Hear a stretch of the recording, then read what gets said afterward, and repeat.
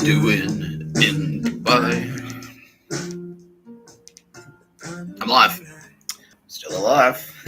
Still alive. Still kind of alive. Yeah.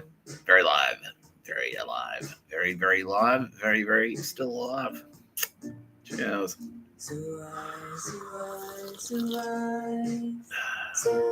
Realize things. The official beverage of No Pictures of a Bird. You're watching No Pictures of a Bird, a podcast by Mr. Tapscott. I'm Mr. Tapscott. Or have you forgotten? Have you forgotten?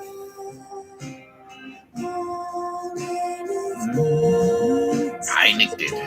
When you let your guard down for that split second. And I do it again. That's what I used to do. Steal things. Steal things, yeah. Donations. Yeah, thanks, Darren. I proactively donated them. That's more accurate.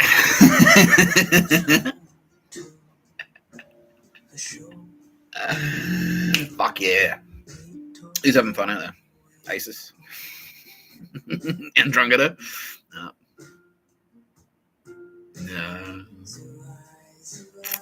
Who else? Yakuza? You guys having fun? AGO and ASD, to their credit, actually went, fuck. Alright. No. Okay.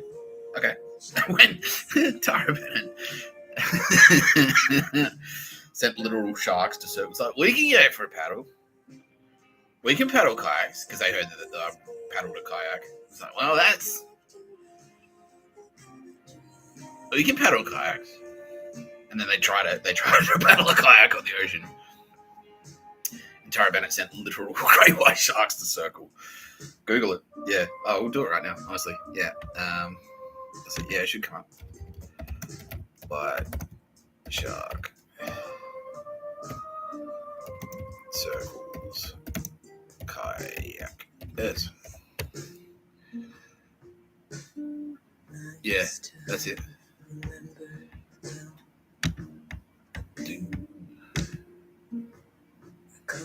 Maybe this probably didn't. Yeah, it's fair. This didn't make international. But no, that's it. That's it. So this is Tara. This happened twice. This happened on two separate occasions. That was Tara saying like, "No, that's not an accident, cunts." Like that's that was legit. Just to show, yeah, she did it twice, just to show it's like, nah. Once is a. Well, imagine being in a tiny kayak when a 5-meter great white shark, starts circling, coming so close, nudges your boat a little bit. Oh, no thanks. That's what happened to a group of kayakers off the WA coast. And our next guest, Richard Laley, it's just the second encounter he's had in days. What? Richard joins us now live from Perth. Hey, Richard. Richard, I mean, are you either dangling a carcass off the bottom of your kayak? This guy's an ASIO, he's former ASIO. Is this just a case of really this is him realizing he's fucking out of his depth. Well, I did wonder whether I was towing a string of sausages behind my my kayak, but I can assure you that was not the case. I can assure you. This is just amazing. I've been kayaking off the WA coast here in Perth for over 10 years, and so that's 10 years. Mine 10 years in the Sea Kayak Club have been paddling for longer than that, and we've never experienced anything like this before. And for it to happen twice in 4 days, just incredible, just unheard of. What was it like for you, obviously twice in just as many days, but for you to sit there while this great white was circling, were you scared? I mean, you seem so calm. He probably should have been. He was scared. He was scared. He was like, fuck. Well, yeah, we were. Yeah.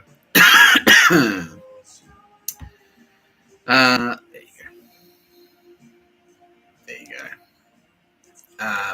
No, smart. Smart to be scared, really, honestly.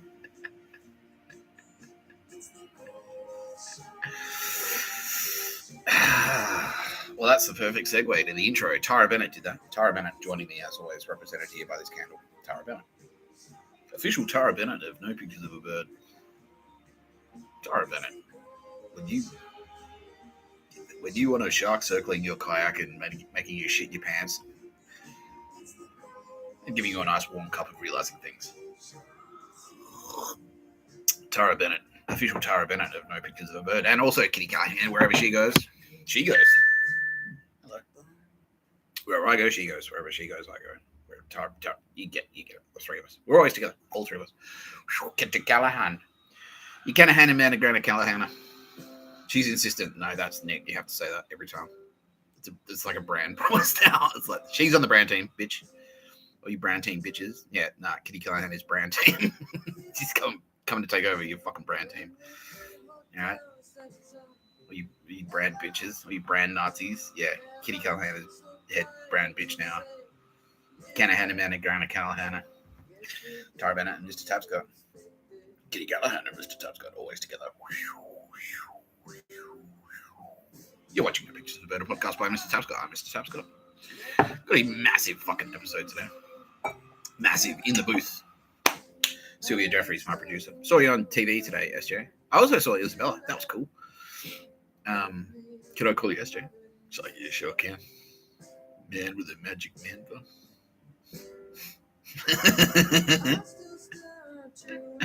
Saw you in the booth today, SJ.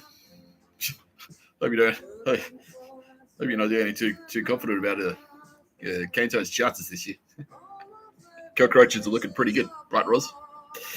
Roz, loveliest executive producer, the British accent, the Roz.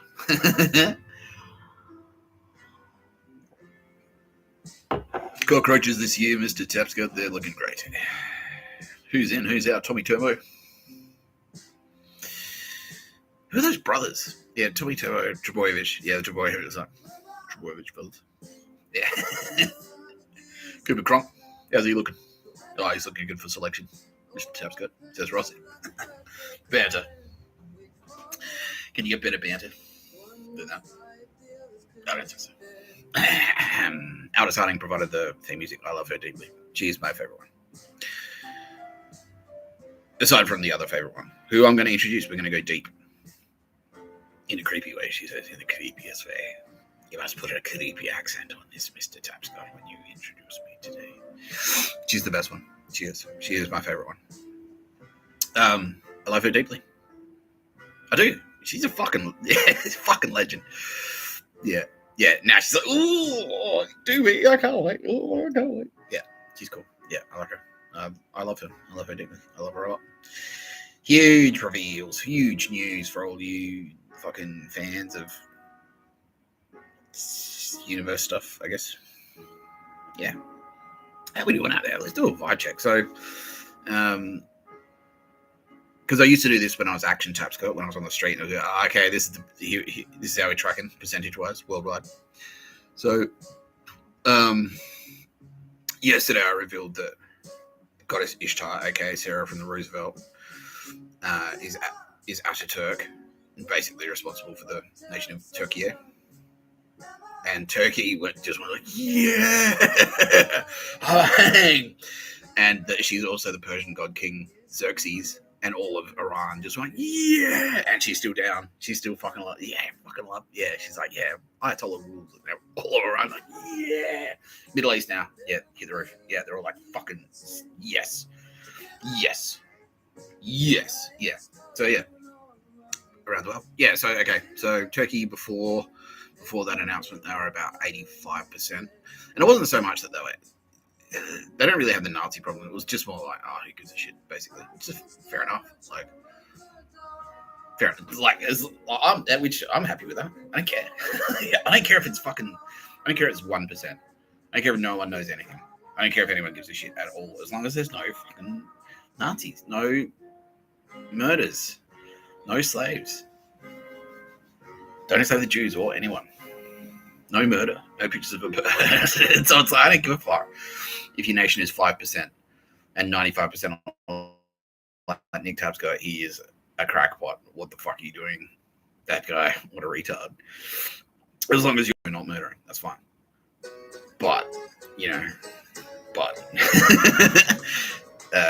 a certain percentage of koalas, Australia's koalas, were torched, incinerated in a single incident. And it's like, oh, that's, no.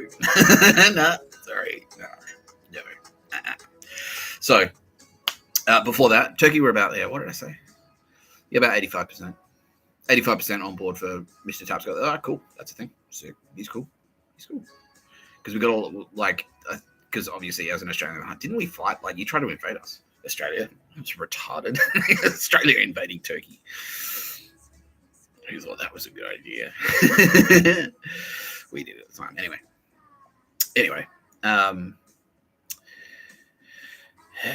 So they were like, oh, yeah. So they're like, fucking Aussie. And then I went like, Gallipoli was a bad idea. And they went, oh, okay, cool. And then that sort of like, so they were at 40%, and then they went up to like 80%.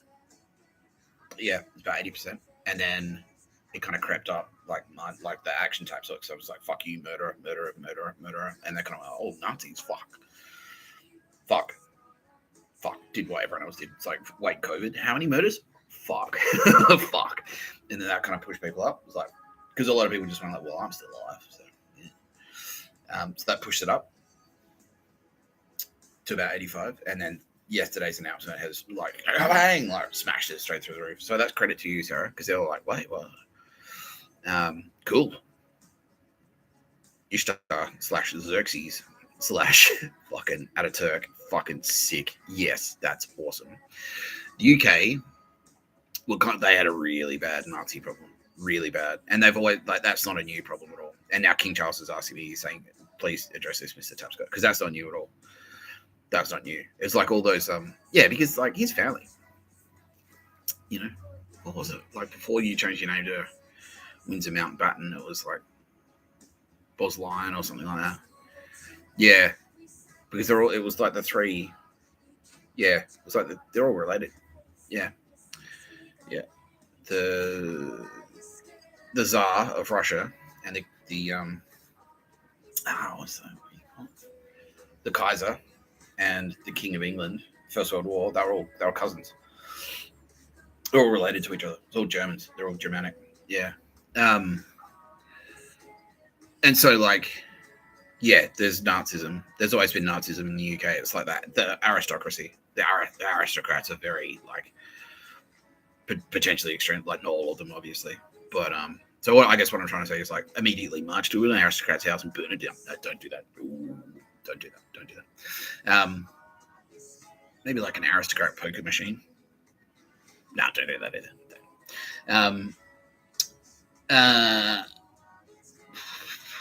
Yeah, so because that's a conflict that's been raging in the UK, because obviously the UK is like just like the nations of the United Kingdom have been warring with each other for thousands of years, and so like a lot of that has been from that. Like they had Romans in there and all that stuff. So like Ireland, obviously, like throughout the St. Patrick killed the snakes. That's a reference to Mr. Tapscott and pagans and stuff, and that's not cool. That's not cool. Yeah, pagans, and that's a reference to Rebecca Pistilli with snakes. Mr. Tapscott and Rebecca Pistilli with snakes, and they drove the snakes out of Ireland. And also a lot of edits in the Bible, like where I've addressed this before, where it says like, and I've published them, I've republished them as well, where it says it's like treat him like a pagan or a tax collector. That's like a sneaky little Nazi edit where they've come back through the Bible and go like, are we sure what he means here when he says enemy? He actually means Satan or pagans. Yeah. So a lot of instances where it says pagans in the Bible, that's actually like a sneaky Nazi edit to say like fight pagans, which is like fight spiritual people. You know what I mean? Like, yeah, fuck that, right? Yeah. And by fight, they mean just round them up and kill them, murder them, or enslave them. Yeah. Yeah. So yeah. So and like obviously like Catholics and Church of England, that was like a massive conflict for ages. Like, which the goddess Nike helped win. So there's still a lot of that. There's still a lot of historical like tensions there between like Catholics and like potential Nazism, you know, anti-Semitism and Nazism and King Edward. Am I getting the names right? Like, yeah, it was King Edward abdicated the throne, so that was a Nazi thing. So that was an American Nazi came in and torpedoed him, like got in. What's it called? Yeah, it's a very vocal crow outside. Quoth the raven, nevermore. Yeah, that was a very. Yeah, so that was a Nazi.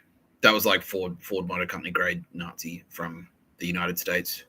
Came in and tried to like deconstruct the British throne by getting there and go like, oh, who cares about being a king? That's stupid. That's a stupid job. Who gives a shit, really? Nothing matters. Doesn't matter. Who cares? Just party. Just get wasted and abdicate the throne. And who gives a shit? It's just like abdicating the throne. It's whatever. And yeah, so he did. Yeah, she tricked him into... Well, it was him. Like, he did it. He's an idiot. But if he didn't do it, King Charles wouldn't be king now. And King Charles is really cool. So, bittersweet, I guess. Your Majesty, King Charles, he's like, it's one of those things. Just one of those things. Limp Bizkit had just one of those days. Is that what you're referring to? Is that a Limp Bizkit reference? Your Majesty, King Charles III? He's like, it is. Yeah. He's partial to the band Korn, myself, he says. But, no, yeah, Limp Bizkit. Sure. He was there. Yeah, he's like, his son is my age. Like, William's my age. He's like, I know, I was there. Yeah. I know all about the Street Fighters and the Nintendons and the Limp Bizkits and the Corns. He knows all about them.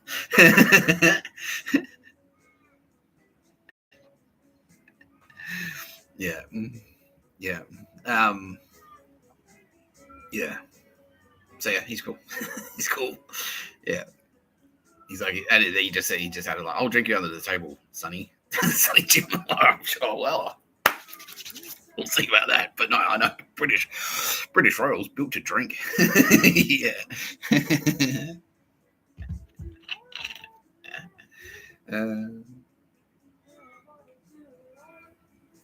So anyway, the point was, yeah, like, so they were on like UK, and it was total dog shit when King Charles took the throne. Total dog shit. And I sort of touched on that the other day as well. And so yeah, they're only kind of like 60%. It was like 60% was sort of like down for the agenda, and then it kind of crept up, and like more and more people like woke up. Oh fuck, COVID, fuck that, man! All those lockdowns and all the deaths and the excess deaths and shit. Has anyone Googled excess deaths? We won't do it right now, but I'll share it right next. But yeah, like go YouTube excess deaths. Dog shit. Yeah, dog shit. But then, and so it was kind of creeping up because obviously King Charles was behind it. Queen Camilla was fucking absolutely smashing it, and everyone's behind Queen Camilla as well. William and Kate, everyone loves them. Everyone loves them. Harry and Meghan were kind of like outliers, but they came back, and so all of these little things like went like were helping to raise the needle. And then the big one, and this is no secret, the revelation that Sylvia Jeffreys is actually like was an angel sent by Sylvia Jeffreys, and we're like, yeah. And so the UK just went like the meter broke basically, exploded, and now all the UK like yes, yeah, which is great, really cool. And all the little things. So it's like, oh, okay, this guy isn't actually like, he's not gonna make everyone like, he's not gonna make everyone sing fucking prayers and all this bullshit. No, he's just like some guy. He says, please stop murdering each other. Please stop torching koalas. Is that cool? Can we do that? All right. And the dick joke, the Bill Burr's gay jokes helped as well. King Charles is now saying it's like, yeah, because it's the truth. You know, he's like, this guy speaks the truth. Bill Burr is gay. Yeah. Now that's a platform I can get behind. Right, Bill?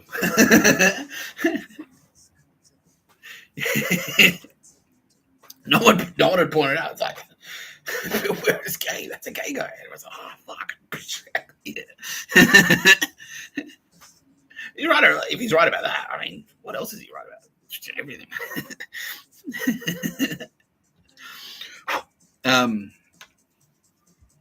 Yeah, so that's cool.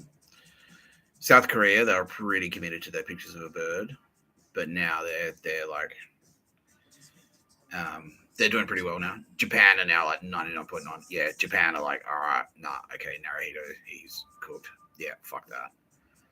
Naruhito's cooked. Yakuza are cooked. Because on the ground, like J-Pol are like because they sort of did what they did in Australia, which is like they had to keep their mouth shut for so long. But now that like the prosecutions have started, like the pushback has started, they can be more vocal. It's like, you know how your friend disappeared? No, they didn't go for a holiday and not come back. No, they died. They were murdered. You realize that? Oh, fuck. And people are like, oh, shit. Yeah, and people are realizing exactly how bad the Yakuza actually are, and they're fucking horrible. Yeah, terrifying. Yeah, because it's almost like it's the American, like the USA has like almost like it's almost like a romantic fascination. It's like baseball, apple pie, the fucking La Cosa Nostra. You know what I mean? It's like, nah, it's not. It's not like that. Nah. Do you remember a time when you'd have to pay protection? You know, like Mafia would do no-show jobs, like New York in the 80s, and it's like, nah. Like Goodfellas is a cool, like The Sopranos is a cool TV show. Goodfellas is a cool movie, but no, you're not supposed to emulate. You're not supposed to think that's cool. That's not, because it's not cool. It's not cool. Yeah. Fuck that, right? Yeah, so the United States, what are they? They were at about 50-50. They were at about 50-50. And now, now that we're getting all the wins. And because America is so divided, like some of those states could be nation, like California could be its own country easily. California could buy and sell Australia like 100 times over easily, you know? So we've got 51 states in there, or 50 states, whatever it is. So state by state basis, I guess. But yeah, it was about 50-50, and now black people are starting to figure out, okay, nah, it's all right. Yeah. Like, yeah, Mr. Tapscott isn't a douchebag after all. He was just pretending. And Donald Trump's not a douchebag after all. He was just pretending too. There are a lot of douchebags. And he's actually here to take down Wall Street cunts, and everyone hates them after the GFC and stuff like that. It's like, oh, fuck that. Yeah. And I was like, okay, cool. My life is actually going to improve for once, especially African Americans. So thank you very much. There's all of you, all of us. Yeah. Everyone. Like, yeah, because like, yeah, that's not a like that's a like apathy is a problem that Australians would have. That's a problem, and African Americans don't have that problem. Like they're not. No, fuck. If we've got an opportunity to fucking get some payback to push these guns back, like we're on board. Yeah, and so that's what's happening. Like, yeah, fuck yeah. Which is awesome. Which is awesome to see. So now the United States are what, like 90? Yeah, about 90%. Actually pushing like no. Now they're saying about 90. Yeah, about 95%. Yeah, so they had those like big like the No Kings protests, and it's like most of the people that turned up to that were actually and Christians. Now Kitty Callahan is saying special shout out to the Christians because it's the Christians. The Christians are getting behind it, and that's why she's like, yeah, you can call me Jesus Christ again. She's like, yes, thank you, yes, thank you, yeah, from Jesus Christ, Kitty Callahan, yeah. Yeah, that was that No Kings protest, and it was like 10 million people, and like it turned out that. It was about 10 million, but 6 million were actually like pro Tapscott, and then it was like a show of force. Yeah, and just like the dog shit, like the murder of Diane Keaton, that was like a massive one. That sent shockwaves because it's just senseless. It's just like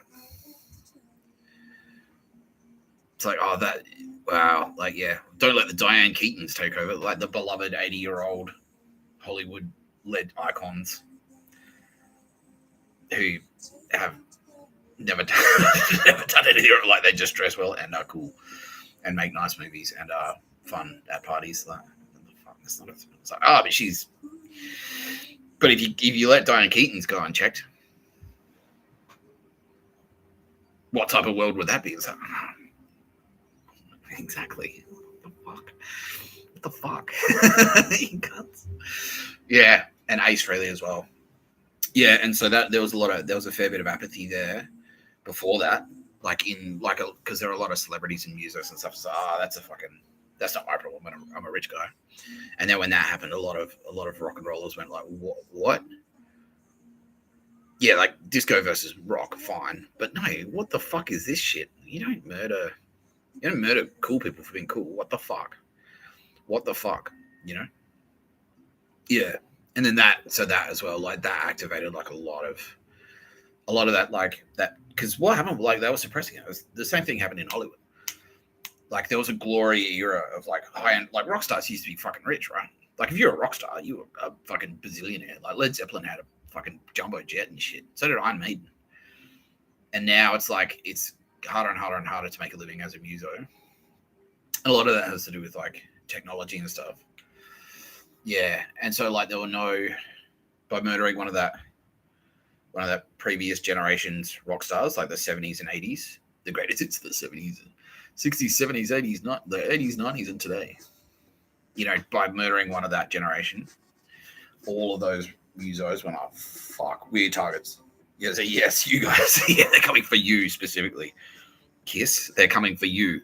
Like, oh shit. And so a lot of those guys are, oh fuck, we gotta push them back. Nah, you can't have that. You can't have that.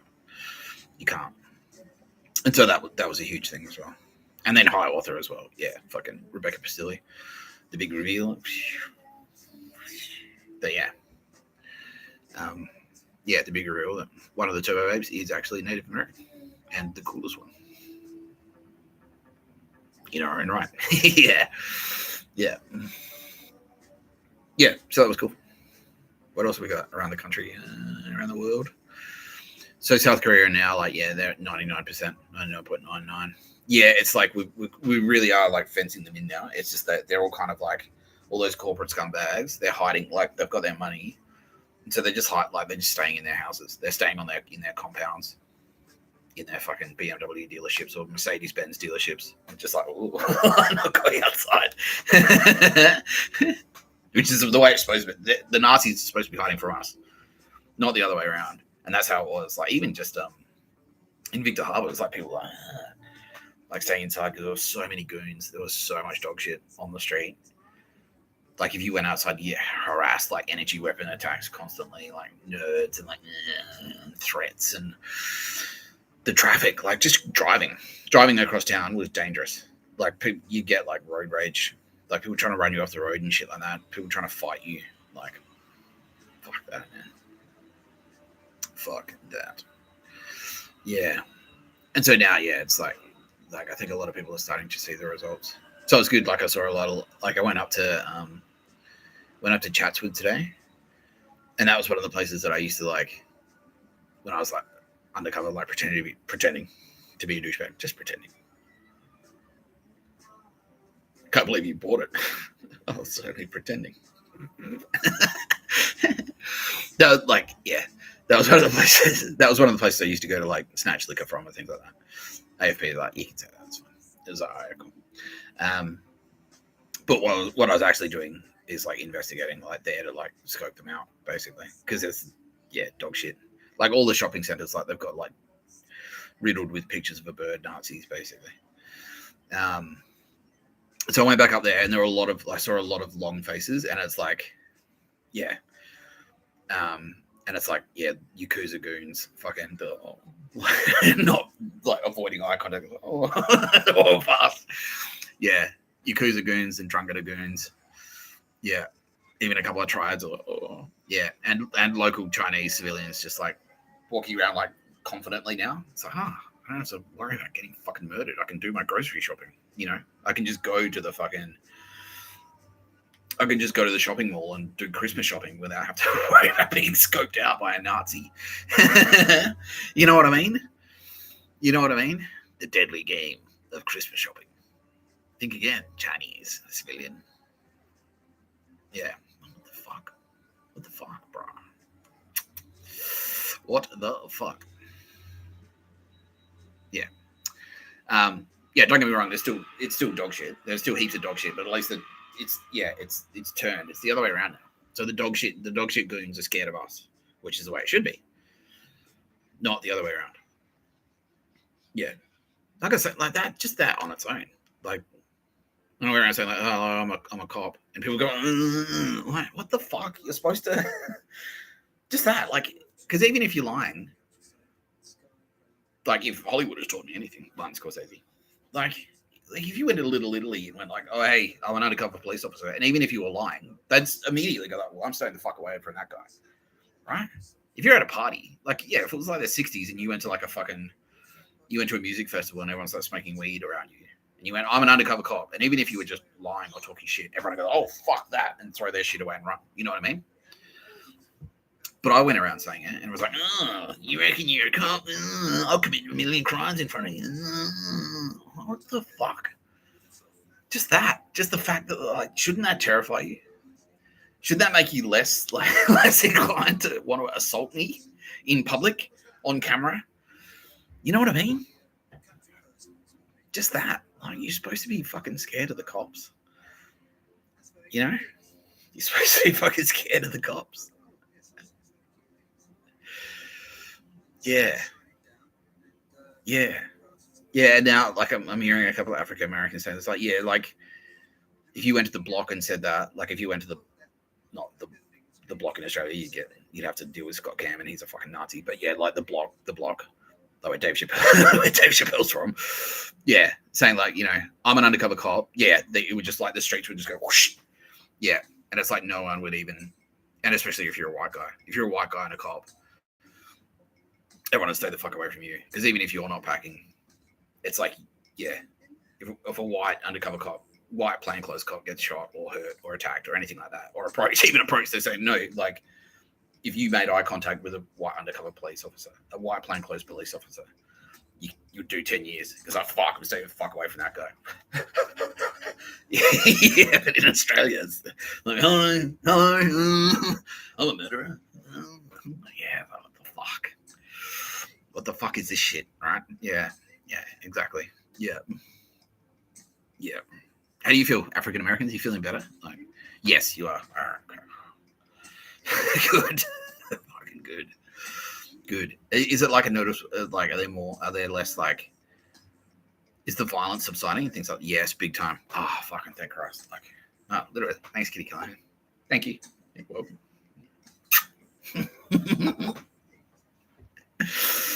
Yeah. Great. Yeah, across the board now. FBI saying like, yeah, across the board, violence is decreasing. Excess deaths have like pretty much stopped. Like, yeah, like, oh, what happened here? He's 35 and had a heart attack. It's not like it's not like overtly a murder, but it looks bad. Like those like gray area deaths have like pretty much stopped. And excess deaths in hospitals have pretty much stopped. Fantastic. That's good news, right? Yeah, because fuck that. What did I see? Oh, a news story in Australia. It was like two guys got murdered, like in Victoria, stabbed to death. It was like a father and son for no reason. Fuck that. One is too many. Yeah. Just one murder is too. That's too many murders. That's too many murders. No, it's not. It's not. Yeah. Anyway, we're turning around. Yeah, the tide is turning. So, fucking there you go. It's the power of YouTube, I guess. Jokes on the internet. Dick jokes on the internet. There you go. Just goes to show. I wonder why. I wonder why they're trying to clamp down on that. I wonder why they're trying to clamp down on dick jokes on the internet. Make it harder and harder to fucking access the internet.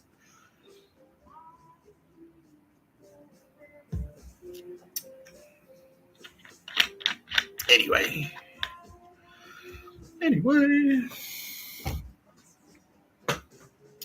So we're talking to my favorite Turbo Babe today. But Roz is going like, well, do you want to just do some questions, man? Because we can do that. Yeah, okay, cool. It's pretty easy, right? He's like, yeah. All right, shoot. Hit me with your questions. Am I going to turn my glasses sideways today? like this material. Also on the funniest one, the handsomest one. You know that story, never-ending story. I'm the dragon, and the hero, and the horse, and also the swamp. That's me. All of them, the cool ones, all the cool ones in never-ending story. That's me. Fucking hell. Yeah, they'll do more of that material. So, I was being idea about that. that was kind of a high energy one. Like, you know, I don't know. Yeah. Like I need to mix it up. I can't make them all, like, I don't think, yeah. I can't make videos like that all the time because like they're fucking, it's taxing. Like it is. It's tiring to do that shit. It's tiring to do that shit. And so I want to mix it up a bit and make sure that like we can have like a nice one and a hard one and a dark one. Like there's a true crime one. You know what I mean? There's a true crime one. Oh fuck you, Ladbrokes, you fucking dogs. Like that one. You know, there's ones like that, and then there's like nice ones where we just shoot the shit, like a bit more relaxed.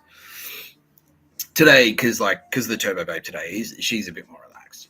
She's a bit more relaxed. Like Sarah from the Roosevelt, like because she's a fucking bad bitch. And like Aldous Harding, she's bad bitch as well. Like, yeah. So this episode's gonna be, and like the Sylvia Jeffries episode was a bit more relaxed, you know what I mean? So this one's gonna be a bit more chill, you know? A bit more chilled out. Oh, we can talk about dog shit though. Yeah, we can talk about dog. Oh, we're supposed to be doing questions. Yeah. Am I gonna not shave my beard for charity? Yeah, that's right. All of this month of November, I'm gonna not shave my beard off for charity. Raise awareness for men's mental health. Okay, Carlos.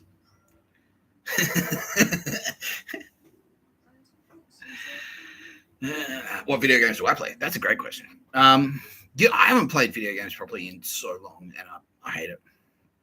I really want to get an Xbox. But I used to love. I like to have like a suite of games because the problem was, and this is where the Nazi dog shit ties into it. So they came for everything. They took everything. They just infested everything. Like there are Nazis on there and stuff. Like Silicon Valley are all Nazis, and what they were doing, they're waiting for me to log in, and then once they know it's you, they'll come in and like they'll come into the game and fuck with you in the game. You know what I mean? Which is shit. But the ideal, like what I like to do, like I love to have a fighter. Like Mortal Kombat 11, I fucking played the shit out of that game. I loved it so much. Like something that involves like reflexes. It's like action, you know what I mean? It's like oh fuck. Like it's like 15 minutes of like fucking fast paced, like just button smashing, you know? Oh fuck. And then I like to have a shooter usually as well for the same kind of reason, like Battlefield or Call of Duty. Because they're good, because they're relaxing, you know, especially when you're doing like hard thinking work. I find it's really meditative to do something with your hands, you know, because it frees up your brain. That's why, like, you know, like it's the like advertising agencies and like movie studios and creative agencies. They've always got the tennis table there, or like the foosball table, and that's like the Silicon Valley, and that's like a thing because it helps your brain. Like, so if you concentrate really hard, you're like, oh man, this is hard. If you want to shake that feeling, like just doing something light and easy with your hands will help kind of like defrag that. And so that's why the video games are good. So if I was working on something hard at work, it's like, all right, I've been writing for an hour. I'll play video games for like 10 minutes. And then that'll kind of like defrag your brain a little bit. And then you come back to it. Yeah. So that was like, I love fighters. Yeah. For that reason. But then like, and I only do this if I had time. Like during the lockdown, like I got a bit nerdy because like I wouldn't have done it otherwise, but I actually played like MechWarrior 5. Like I had like a fucking joystick and shit. That was sick. But I only played that during lockdown because like otherwise it's too nerdy. Like I don't want to spend too much. I don't want to spend more time in front of a screen than I have to. Far Cry 5 was like a real. I love that game. I really enjoyed that. And what else? I do like to play Total War, but I find like I only play that if I've got a lot of time because you have to kind of concentrate, and it's almost like work. It feels like working in an office almost. So I only play that one if it's like if I've got like if it's pissing with rain and I've got like an entire day in front of a computer, like an entire day off, and I've got nothing to do. Then I played like Total War because that's really cool. I really like that game. And now today's very special Turbo Baby is jumping over there. Oh, I fucking love that game. I fucking love that game. Total War, that's sick. That's fucking best one. Best one. Yeah, she's cool. I like her. She's my favorite Turbo Baby. I love her deeply. Deeply. In a creepy way. Very creepy way. Creepiest way. Yeah, she's like, it's not enough. It has to be the creepiest. Mr. Tapscott has to be the creepiest. Fuck. Yeah.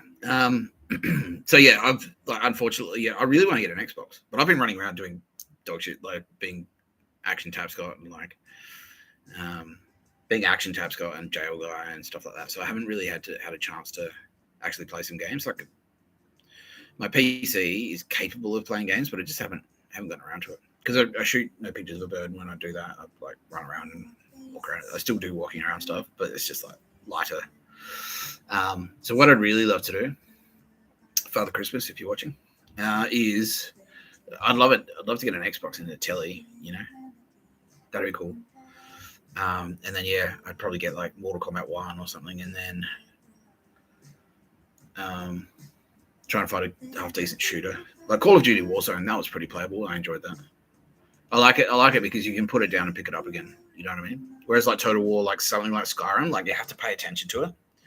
And then it's like if you put it down and then you come back to it, you're like, oh, where the fuck was I? Why? What is this? You know, you lose your place and then you're kind of screwed. So yeah, I like games like that. I like games that I can put down and then pick up again. So that's why fighters are good. Yeah, I like fighters for that reason. So you don't have to like follow a story necessarily. You just be like, oh, okay, cool. Bang, put it down and then walk away. Yeah. Would I play Battlefield 6?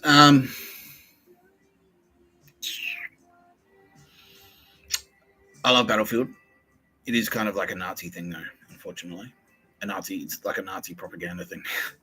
They're like, yeah, isn't war cool? It's coming to a city near you very soon. But I'm now being told by people, it's like, oh, no, we've cleaned it out, though.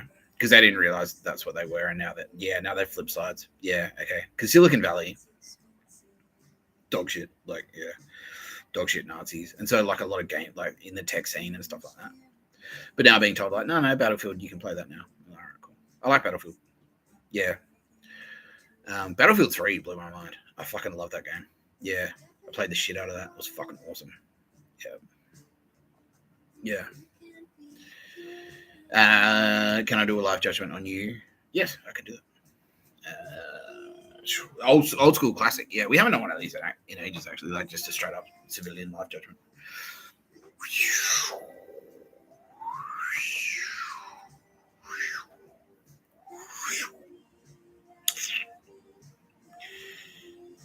Yeah, you're actually a lady. You're in your 30s. You have 2 kids. No, you're not in law. You're a teacher? Yeah, okay. Cool. Australian? No, you're in the United States. Okay.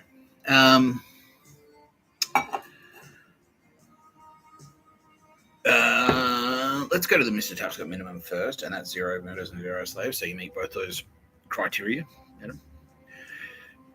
You were previously pictures of a bird, but that's kind of like through your church, right? Like, yeah, okay.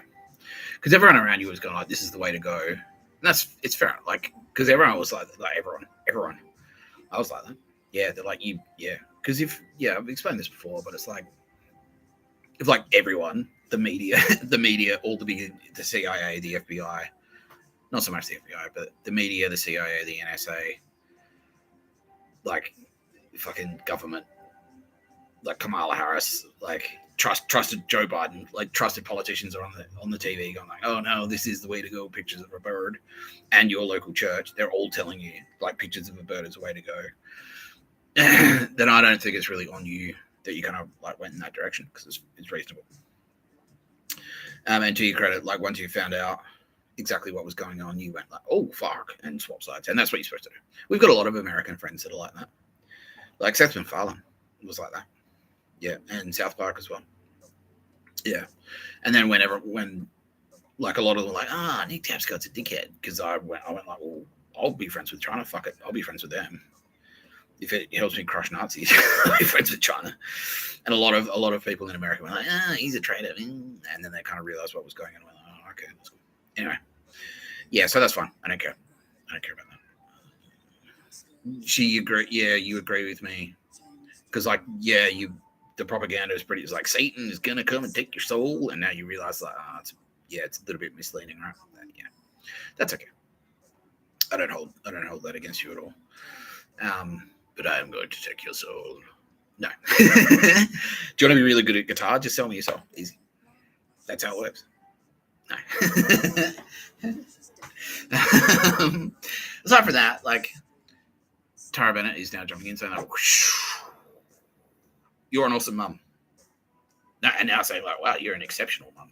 Like, yeah, a standout mum. And that's why you're a teacher. Because you're very good with children.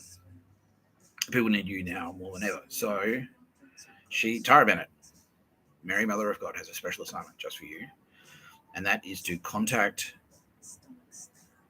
not the FBI, right? No. Contact the local hospital. Yes. Contact the local hospital, your local hospital, and volunteer for the Red Cross.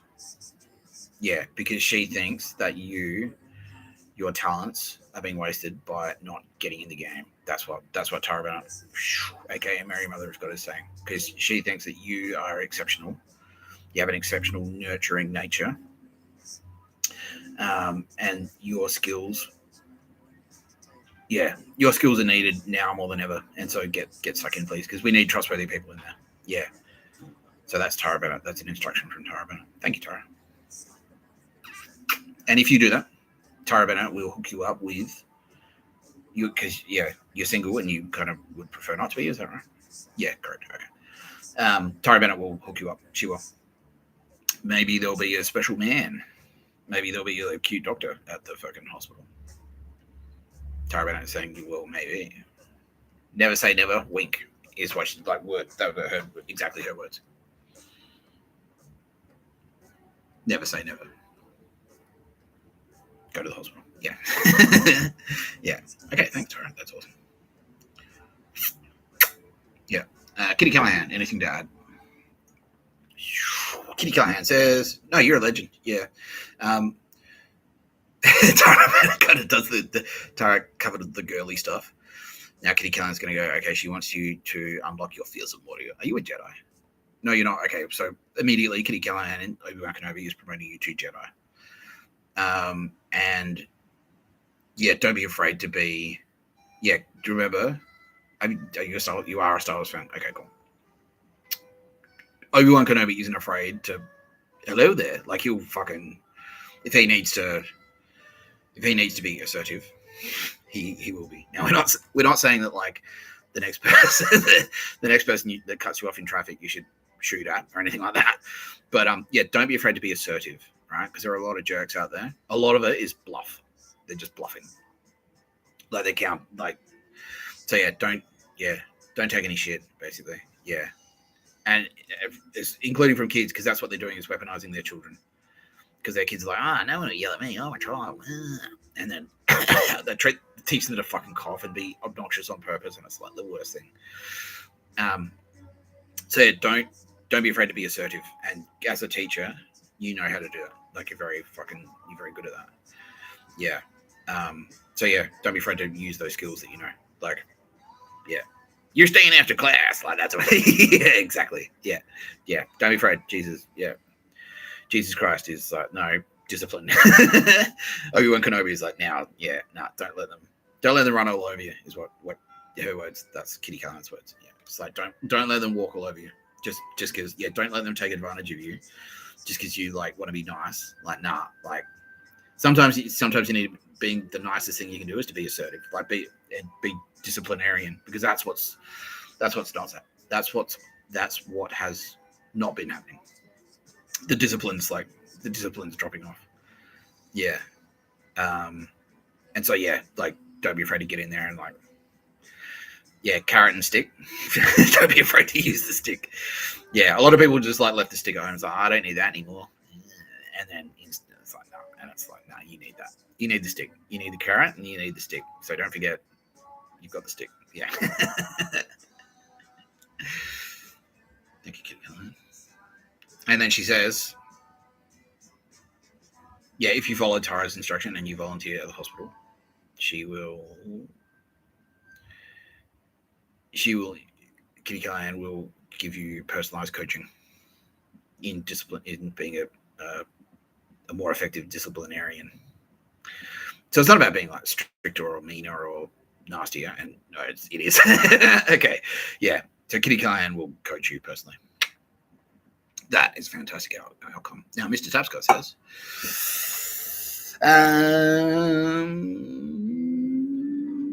yeah, look, you meet the Mr. Tapscott minimum. I'm telling you to don't, this Satan's going to lead you, the devil's going to lead you astray. You don't be afraid to, don't be afraid to taste the fruits of life. You know what I mean? Like, yeah, I'm kind of getting that you're holding yourself back a little bit, just because like, I don't want to have a glass of wine because Jesus might cry or something like that. Like, yeah, but don't. Like, it's just about balance. Like, don't be an alco. Don't be an idiot like Mr. Tapscott. But get in there. Yeah, get stuck in. Like wine, even weed. Like if you want to smoke weed legally in your jurisdiction, obviously. Don't take it to school. I ain't go to school or whatever. But yeah, don't operate a motor vehicle. You know. But yeah, like don't be afraid. Yeah, don't be afraid to taste the water of life. You know, the spices of life. Because sometimes, you know, it can't just be like sugar, and you're allowed to put a bit of salt in your food, a little bit of pepper. You want a little bit of chili in there sometimes, right? Like, yeah, exactly. So don't be afraid. Yeah, don't hold yourself back. If you're holding yourself back, like if you're being a little bit too conservative with stuff like that because you think it's like the moral choice, like nah, eat an Oreo for breakfast. Like if that's what you want to do, it's fine. Yeah, just spoil yourself a little bit. That's all I'm saying. Yeah. Because yeah, zero murder, zero slaves. Overall, pretty top lady, amazing mother. Tara Bennett says, I agree. Yeah. So now it's time to, now that you've earned yourself some treats. Like you have earned yourself some treats. Go to the bottle shop. Like get a really nice bottle of wine. You love wine. Yeah, do it. Go get a really nice bottle of wine. When you enjoy it, when you're enjoying it, think to yourself, like, I earned this. Yeah. I earned this. Yeah. I deserve this and I earned it. Yeah. Do that. All right. Thanks for playing. Rise. You've been watching No Pictures of a Bird, a podcast by Mr. Tapscott. I'm Mr. Tapscott. Now, since we've just done that, in honor of today's Turbo Babe, I have some very special guests. Let's cross live. He is not the special guest.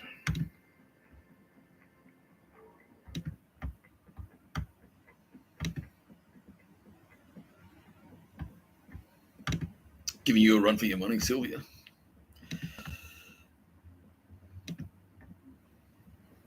Chris and Liam Hemsworth, how do you think the Cane Toads are going to go this year? I'm laughing already. How are you, boys?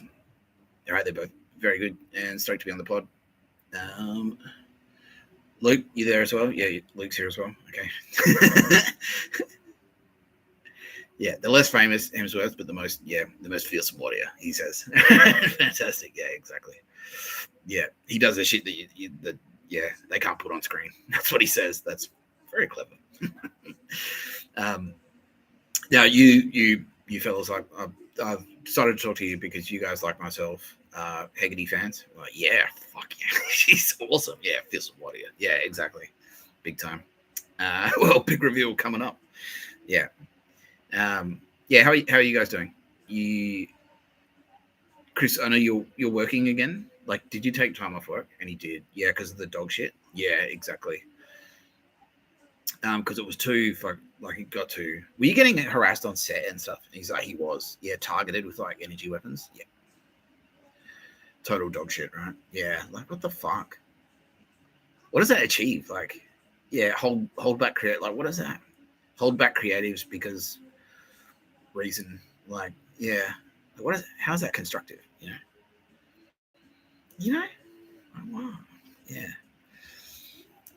Yeah. And Liam, how are you? You back at work? You working? Yeah, he is. Yeah, great. Okay, cool. And so, are you guys like? Is there like a real Hollywood fraternity vibe at the moment? Like, yes, yeah, brother, yes, we must face them together like that. Yes, exactly. Yeah, awesome, awesome. Yeah, no, because that's one of their Nazi tactics is to isolate people, because that's what they were sort of doing. It was like they're boxing everyone into a corner. That's kind of like low key what they're like lockdowns, eh? They're like, yeah, we'll keep some of that lockdown vibe. Whereas like, don't go outside, don't talk to your neighbors, like, don't talk to people, be afraid to talk to people for that reason. And then because if you're isolated, people wouldn't say to us like, have you been getting targeted by weird energy weapon dog shit? It's like, yeah, I have. Yeah, and they were sort of like keeping people isolated, like, was starting to make them crazy. And that was happening in Hollywood. Like, they'd sort of strategically cancel people at certain times to isolate, like to break up networks and all those traditional support networks that used to be there in Hollywood. Because it used to be like a boys club, like you'd go to the bar, like, Johnny Depp, like you go to like Viper Lounge or whatever. It used to be a scene, right? And then that's what that was. It was like Charlie Sheen and Johnny Depp and all those guys, all the Brat Pack that all hang out together. And all that like sort of evaporated. And then, yeah, like if you don't have kids and you get cancelled if you have a beer, and yeah, exactly. Everyone's afraid to make you afraid to like talk on camera. Yeah, just in case you say the wrong thing, like you get cancelled for that. Yeah, exactly. You can't tweet anything. You can't use social, because if you tweet the wrong thing, like, there goes 2 years salary. Like, yeah, exactly. Yeah. So it's good that we're really starting to claw that back. That's fantastic. Yeah. So thanks a lot, fellas, for being part of that. That's cool. That is cool. Now, do you have a personalized message for Nicole Hegarty? I'm being told that you do. Chris says, Nicole, he'll take you on in chess, but only if it's best of 3 and he can be black. Because, yeah, he wants to be your black knight, is what he says. Damn. All right. Nicole Hegarty is legitimately blushing right now. Liam says that he wants to build you a house with his bare hands, Nicole, and it's got nothing to do with chess. But that's he started. He said he started building it. Oh yeah, he's got it all plotted out and stuff. Yeah, he's got the fire pit dug. He started digging the fire pit. Fantastic. That'd be cool. Can we come over? He's like, yeah, anytime. Yeah, we'll go hunting and stuff. Yeah, that'd be sick. Yeah. Are you guys both based in Australia still? Yeah, you are, like up in New South Wales. Like, yeah. Ironically, in the Hunter region. All right, cool. Yeah, it's a beautiful country, isn't it? Yeah, fantastic. Have they have they sort of been like sniffing around your property and things like that? Yeah, they have. Like trying to lowball you out. Yeah, fucking cunts. Yeah, that's a thing. There was like a reality TV show. I watched this in jail, but it was like, those reality TV shows where they just pump them out and they're cheap dog shit. Like, sorry, porn stars, but like not dissimilar to, yeah, like American Pickers and shit like that. Yeah, or like Storage Wars. They had one of those, but it was like people like going into fucking like houses in LA. It was like LA real estate, and they were just driving around going door to door. It's like, are you selling? Are you selling your property? Do you want to sell your property? Are you selling your property? Are you going to sell your property? Do you want to sell your property? Are you selling? All right, and then leaving. And it was so obvious that it was like, all right, the split second the camera stops rolling, what happens next is they start getting targeted. They start getting goons following them around. They start getting harassed. Like, yeah, they start getting nerds and fucking dog shit emails constantly and like weird shit. Yeah, fucking cunts. Yeah, like implication, like you sell us, we'll lowball the shit out of you. Yeah, property grabs are happening all around the place. My mate, like that's kind of why they targeted my mom, to get that property. That's what was motivating them. They're like, oh, we'll wreck her, we'll ruin her life, like put her in a wheelchair basically, and then they'll have to sell. That's what happened. Yeah, and my mate Dan Cooper as well. They kind of like targeted his dad to get, because he had like, they had a really spacious block, and so it was like a big juicy like big juicy slab of land, basically. And yeah, that's what they did. They targeted him. They targeted him to get the land out from under him, pretty much. Yeah. Cunts. Yeah, so don't fall for that shit. Yeah, tell him to fuck off. Yeah. Both now deputized by AFP. Fantastic. And what is that like? If you're in the States, have you been back? Yeah, you have. Do the FBI kind of like talk to you as well? Yeah, and you're both FBI as well. All right, awesome. That's fucking awesome. Have you like taken down any dog shit scumbags? Yeah, you have. Yeah, you've been pushing back. Yeah, exactly. Because now's the time. Now that we've got them. Now that we've got the advantage, we need to press the advantage. So, yeah, anything you can do, like go out in public, like even yeah, just eating an ice cream in public, because they had this weird thing about ice cream. I don't know what it was, but it was like ice cream equals hanging out with people. Ice cream equals like catching up with a friend. And it was like, well, you're just eating an ice cream. And it's like, what? Like by talking to a friend, that's eating an ice cream. It's like, yeah. Like when I went to do had to go to see my parole officer. And then they sent a dog shit email. I was like, this guy looked kind of like him. And he was eating an ice cream. Like, implication, your parole officer is like, that you're wasting time and it's sinful or some bullshit. It's like, yeah, go back to jail is what they're saying. Yeah, fuck it. Yeah.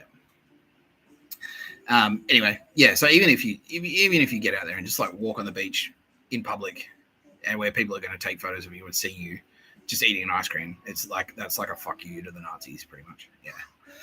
Yeah. So anything you can do like that, any big public displays of like, I won't be intimidated. We're not intimidated. Fuck you. Like, drink a beer. Yeah, that's what Prince William did. Like, that's what, like, with Eugene Levy. He just went to the pub and had a beer at the pub on camera. And that sends a message. It's like, no, fuck. You're not coming for we're drinking. Like, I'm fucking drinking.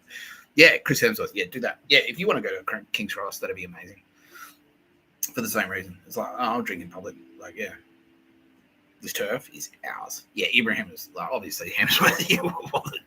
Yeah, Bondi. Yeah, go to Bondi or go to Bondi or go to King's Cross. Yeah, whatever you want. Go to Double Bay. Yeah, and just have a beer in public. And just by doing that one act of defiance like sends a massive message. Yeah, it's awesome. And we can all feel it right now. They're like all the Nazis going, don't do that.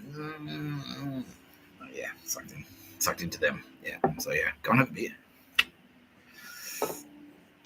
They're like, is that true about that? Yeah. Like, I'll show you.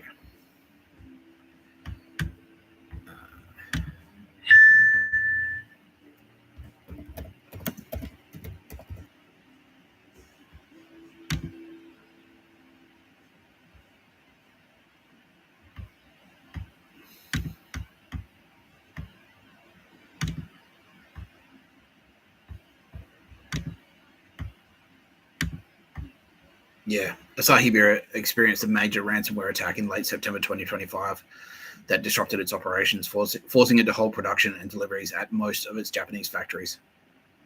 That was Telstra. Idiots. Yeah. Oh, yeah, they just going like, what the fuck? I know. That's what I mean. I'm like, you're just underarming. Like, what does that achieve? It's like, oh, beer is bad, and that's everything I said on that video. It's like they were kind of on your side. They were kind of, because it's like Japanese, it's big Japanese business. They're a big business, and so I was like, why the fuck are you attacking a big business? Why are you attacking your allies? Fucking idiots. So stupid. Unbelievably dumb. Anyway, I'm now getting a gentle nudge from the Turbo Babe, who was saying, like, thank you very much, Mr. Tapscott. Now, I do have a representation of her. And she's saying, thank you, Chris and Liam. She's been watching you closely your entire lives. She loves you both very deeply. And it's not just... This is a fan. It's not just for your... assets. Your God-given assets. That's what she says. She's creepy for your brains, to quote Mr. Tapscott, is what she says.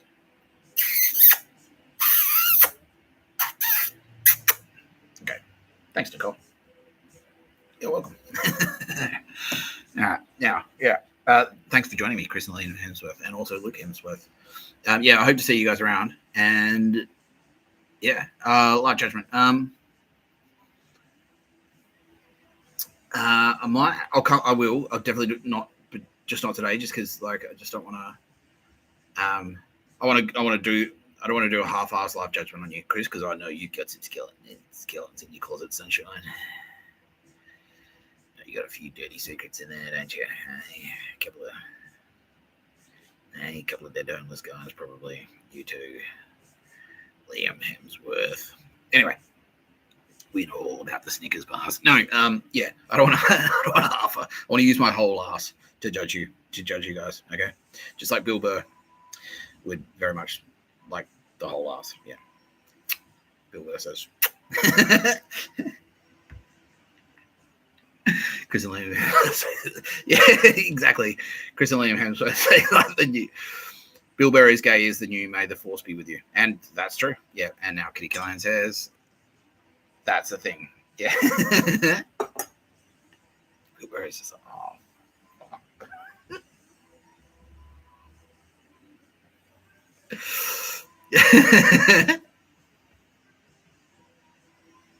Still getting worse all the time. Yeah, but I promise I'll judge you. I'll judge you guys live. But in the meantime, thanks for stopping by and saying hi to Nicole Hegarty, the Turbo Babe, the best Turbo Babe, my favorite Turbo Babe. Let's now dive in to Turbo Babe Hegarty. Roz is asking me, is it more taxing to do that? It is. It actually is a little bit. It requires a bit more concentration.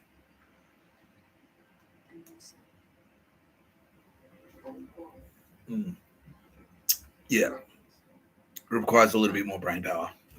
So doing too many talking, too much talking like back to back starts to hurt a little bit. But that's right.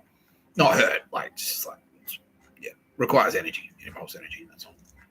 But that's okay. That's okay because I've got the will of Carlos behind me.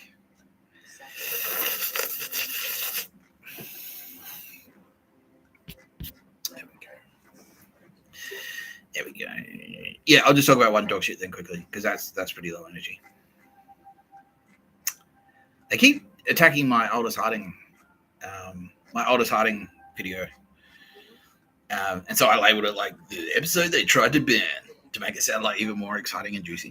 And I'm pretty I know for sure the reason they're targeting that one is because that's the one where I talk about me and Tara Banner. Assholes. It's like, no, Nick Tapscott shouldn't have a girlfriend. I thought the problem was I don't have kids. I don't even have a kids. But every time but if I try and get a kids, get a nice lady to have a kids with, stop them. I was like, would you have kids? I'm like, yeah. I'm not anti-kids. I'm not against kids. Yeah. Sure.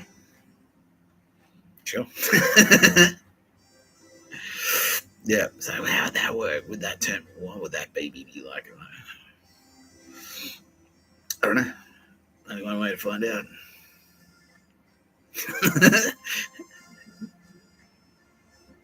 It'll be Rosemary's Baby. Yeah. It'll be the sea monster from Shape of Water, but in real life, yeah. I don't know what I don't know. It must be like a gamble. It must be like parents roll on the dice here. Who knows what the fuck's gonna happen? Could be Tom Brady. Could be Bill Burr.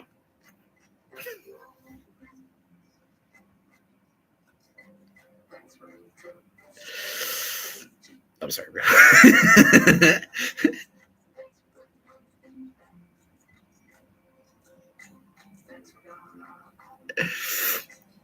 Yeah, I'm sorry, Bill. It's a new. May the Force be with you. So yeah.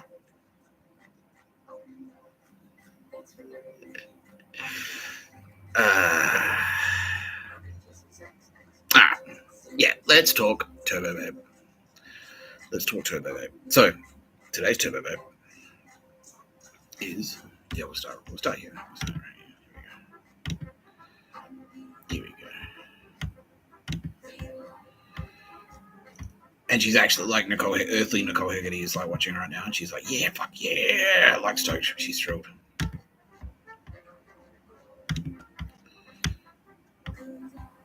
And I'm thrilled too, Nicole, because you are a fucking legend. Yeah. We all love you I love you deeply. Tara Bennett loves you deeply.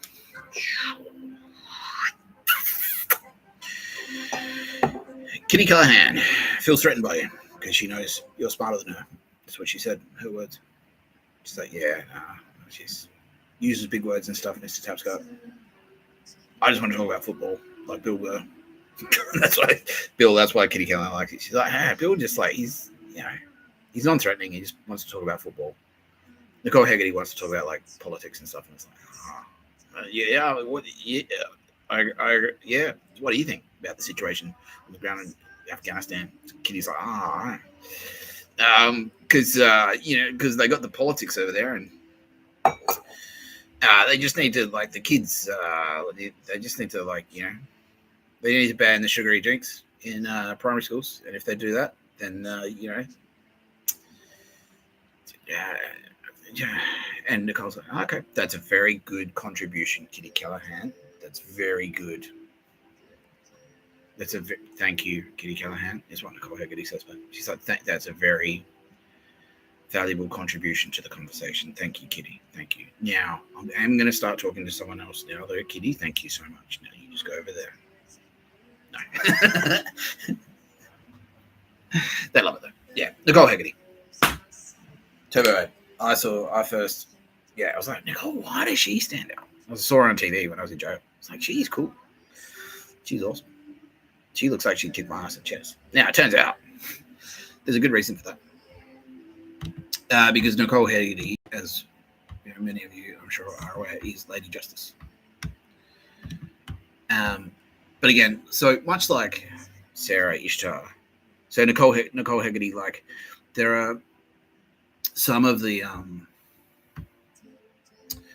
Turbo Babes are really vocal. Like, obviously, like Tara Bennett and Kitty Callahan, they constant, like, I hang out with them all day, every day. Yeah, I'm always in touch with them. I'm always communicating with them. Some of the Turbo Babes pop up every now and again. I see Hannah, like I see Aldous Harding, like she'll pop up every now and again. Like a fair bit. Like I see her like pretty much every day. But then Sarah, aka Ishtar, yeah, like she was kind of a little bit more reserved. Like I didn't see her as much. And Nicole Hegarty is similar, like, but she's always been there. Like, and she was one of those like, well, it's time to get to know me better. And I'm like, okay, cool, let's do it. So she is the goddess Justitia. Yeah, the goddess of justice. Yeah, the goddess of justice. She is Lady Justice. That's Nicole Hegarty. And everyone that knows her, like as soon as I announced that last time, I was like, oh, holy shit, that is her. That is her. That's definitely her. She does wear a blindfold.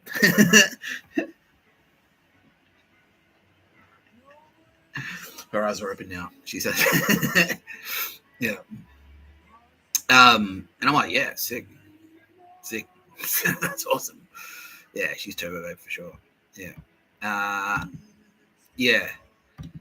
And like many people won't remember the story from season 1 where it's like, what is it about Nicole Hegarty that's so sexy? What is it about her? What the fuck is it about Nicole Hegarty that makes her so sexy? And then I clicked and I was like doing the Space Magic conversation with Chris and Liam. And I was like, because she'd kick your ass at chess. And they're like, yes, that's it. You're like, she would destroy you at chess. Now, there's a good reason. That's what I thought. Because it turns out that this goddess invented chess. Lady Justice invented chess. So that's why. Nicole, did you know that? No. Yeah, this is your game. This is you. Do you actually play chess? She does.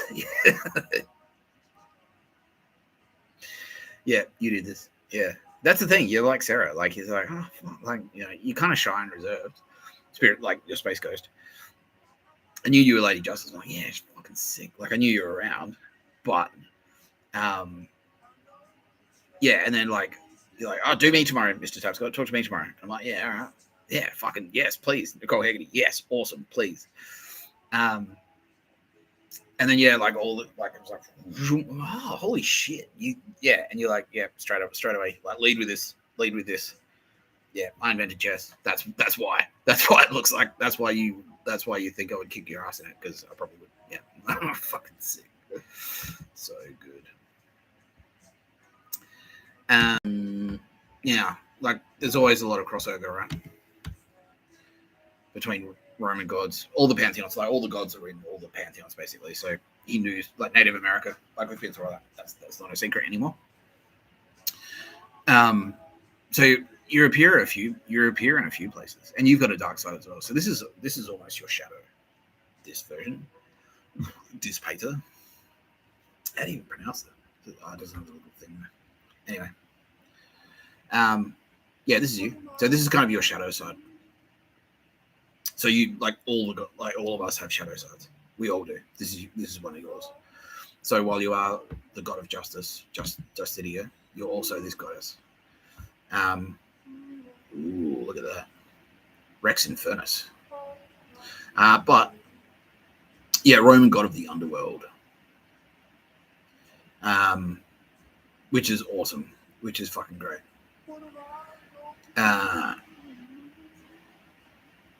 Yeah, because you are Pluto. That's you. God of the dead and king of the underworld. Yeah, so the way that ties in together is because like your Lady Justice, like we'll put this right there. There's a nice light image for you. Yeah, this planet, this is you. You did this planet. This is a collab between you and Tara Bennett. Yeah. That put me up there, Tara.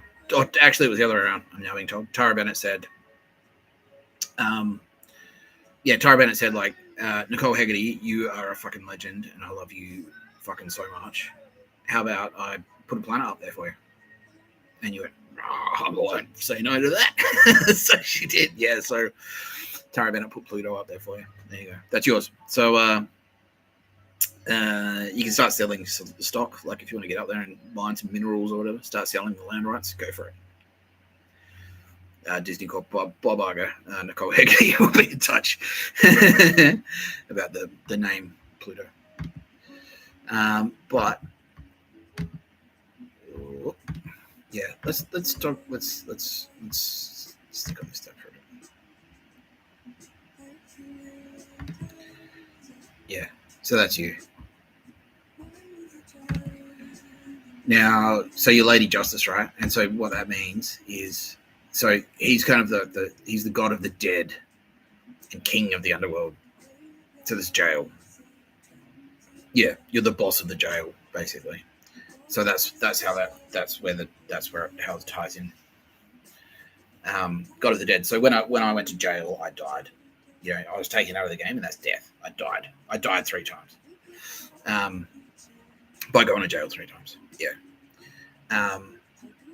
And so that's how the Lady Justice thing. So you do have a very switched on sense of justice. Like you're very fair minded.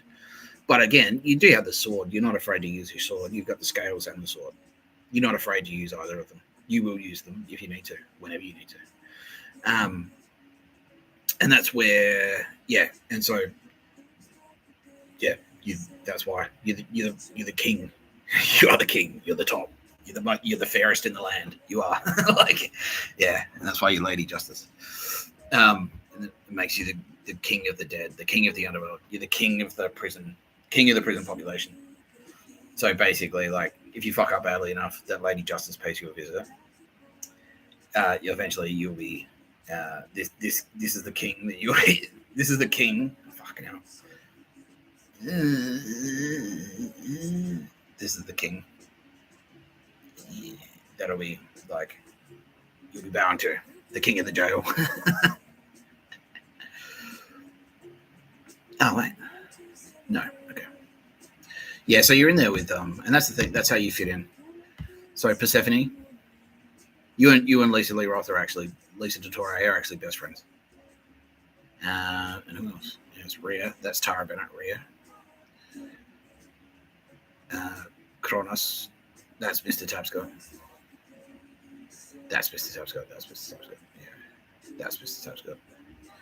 Yeah. Yeah, you preside over the afterlife as well.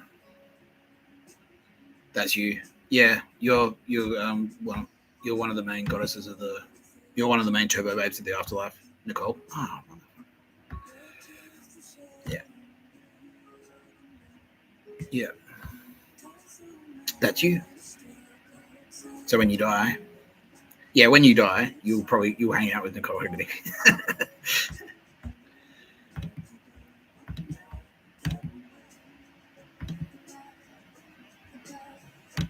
But you are featured very prominently in the Hindu scriptures. You wrote this. This is you. This is your book. This is your holy book. So me and Kitty Callahan did the Bible, like the Old Testament and the New Testament, but you did the Bhagavad Gita. That's you. Yeah. That's you. Yeah. Arjuna. Should we click on that one? Yeah, we should. One of the central characters of the ancient Hindu epic. You wrote that too. He's the third oldest of the 5 Pandava brothers and is widely recognized as the most distinguished among them. He's the son of Indra, the king of the gods. Oh, so that's me. That's Mr. Tapscott, Indra. That's Tara Bennett. Divine born hero. Yeah, that's you.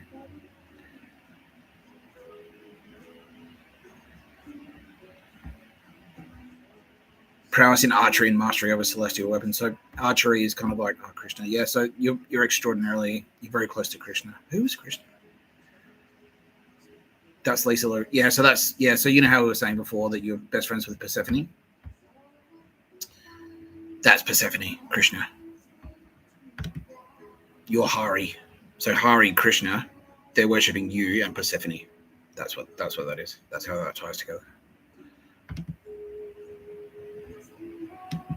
And arrows as well are significant because so Apollo uses bow and arrow, so it's wood. It's like a wooden projectile. So it's similar like a gun, right?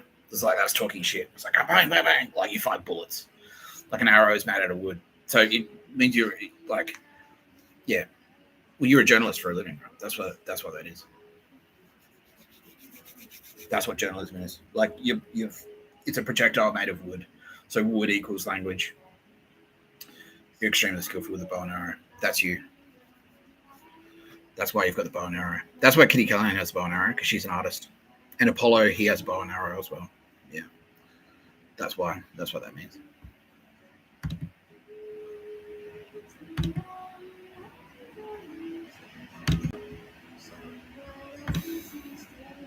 How you doing, Nicole?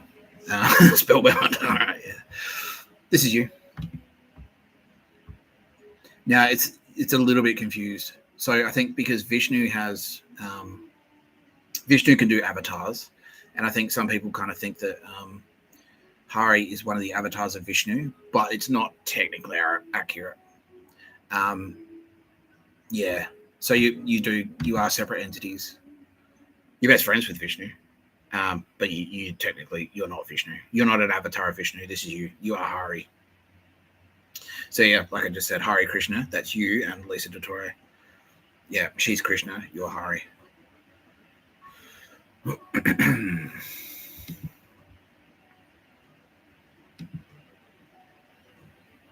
Now, I have other big revelations for you, Nicole. Because we found, like, Mr. Tapscott, like the origin story, is Mr. Tapscott found, like, Mr. Tapscott is the OG, obviously. Mr. Tapscott created Tara Bennett to be the perfect partner. Together, we collabed on Kitty Callahan. Our biggest mistake. Fuck you. Turned out to be a redhead. What the fuck, right, Bill? Oh, you're ganging up in the redheads now? Yeah. And then, then we went, well, let's make 8 billion. And then amongst the 8 billion, there'll be some cool ones. And then that's where the turbo babes kind of came from. It's like cool people on Earth doing cool shit. So we discovered, Lisa Dottore, your best friend, goddess Persephone, she came from Eastern Europe. And Hannah, you found her, didn't you? Aldous Harding. Yeah, so yeah, discovered by Aldous Harding, who I discovered in Eastern Europe. She found Persephone. Rebecca Bastilli, aka Aphrodite, aka Hiawatha, aka Hecate. Okay. No. All right. Yeah. All right. Cool. Okay. So that's where the Vishnu comes from. That's why people think you're an avatar of Vishnu, because Kitty Callahan discovered you. Vishnu found you in northern India. Yeah. So Sarah's from Persia. That's where we found Sarah.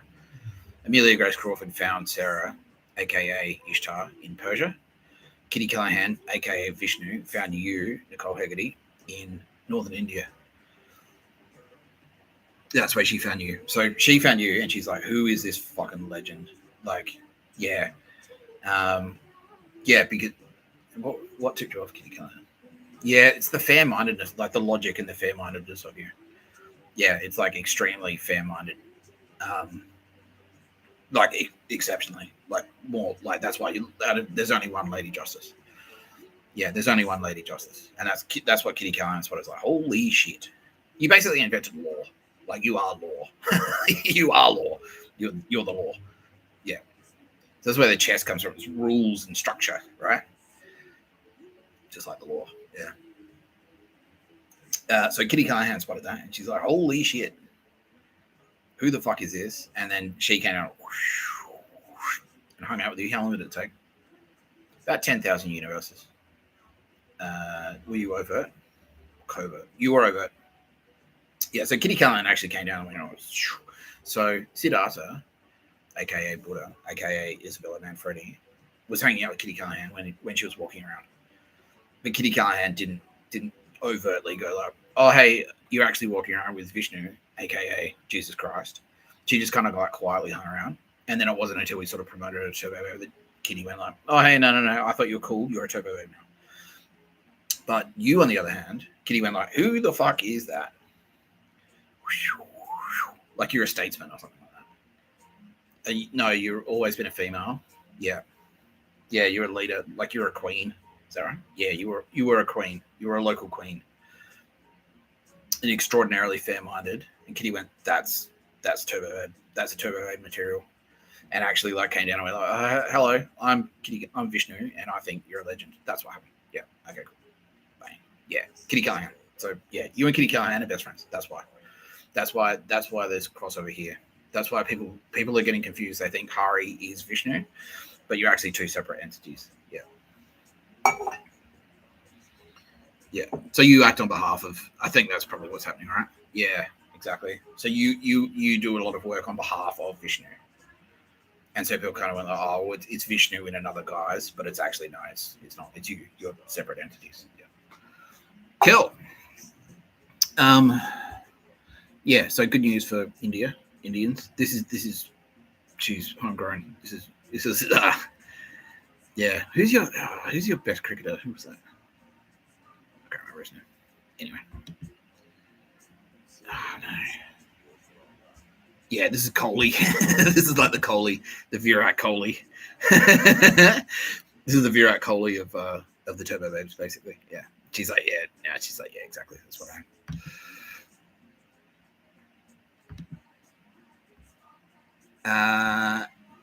now a couple of I can hear that a couple of people have already guessed this, but this is you, Nicole. This is the religion that you founded. Yeah. You're from Punjab originally. That's where we discovered you. Yeah. So you founded Sikhism. Yeah.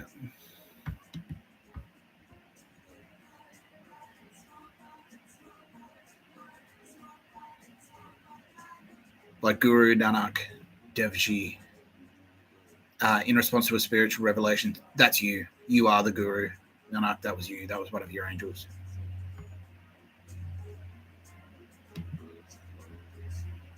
Yeah.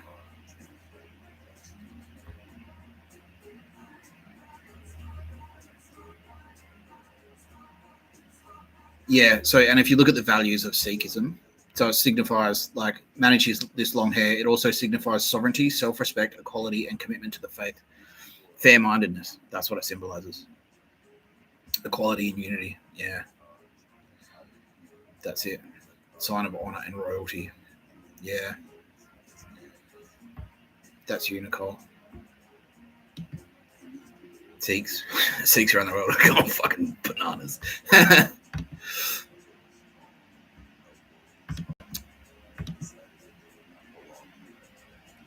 This is you. Yeah. Central tenet of the Sikh faith, meaning God is one, or there is only one reality.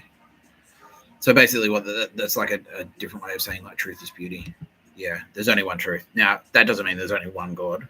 There's a bunch of gods, but there's only one universe, basically. So what you're actually saying there is, no, people of the world unite, like Muslim, Sikh, Christian, fucking Hindu, Buddhist. Yeah, you're all worshiping the same thing. This is you trying to get that message across. It's like, hey, whoa, doesn't matter. Like, there's only one. It was what is it? Like, is it Islam? Is it Christianity? Is it Buddhism? Is it Native American, like, spirituality? Is it fucking Norse mythology? And you were there like, no, fuck, no. There's only one. It's just one. It's all the same thing. Don't worry about it. It's all the same thing. That's what that was. Yeah. Yeah. The singular supreme reality. Yeah, that's it. Yeah, this is you.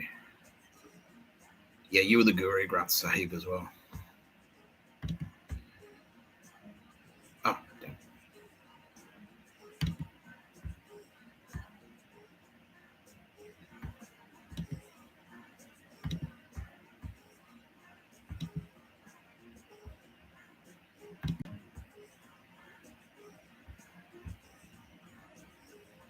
You wrote this. Yeah, you wrote this. This Sikh holy book, you wrote it.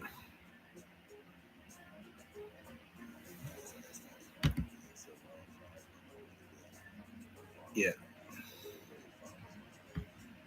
Yeah, so your Guru Granth Sahib, that's you. Yeah, you wrote that too.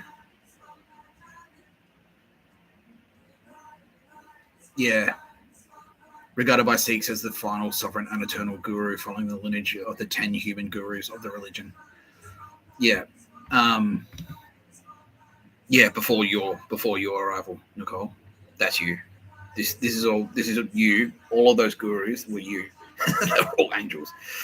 And you were down there going, all right, the final one is coming. We're all just angels, and then when Nicole gets here, she'll just be you'll be the boss. Not in a bad way.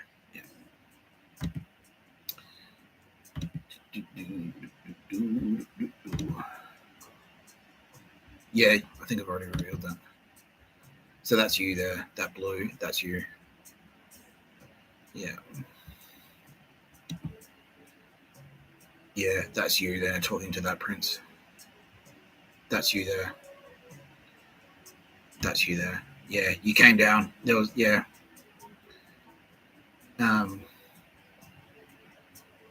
Those familiar with the story, it's like basically like a god appearing to a prince on the eve of battle, and that's you on the eve of battle, and that's you. That was you were the god that appeared. You go, oh. I haven't actually read that. I have to admit, I haven't read the Bhagavad Gita. I haven't read it, but I'd love to.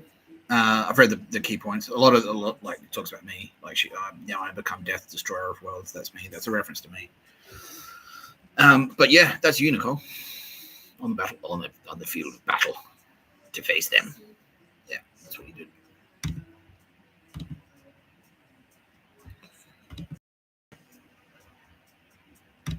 How are we doing? How are we doing? Punjabi, Indo-Aryan language native to Punjab. One of the most widely spoken native languages in the world. Okay, so now Nicole Hegarty is telling me that she did that. Yeah, because this is you, Nicole. That's you.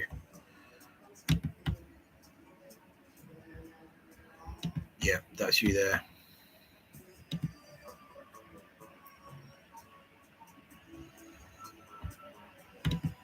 This is you.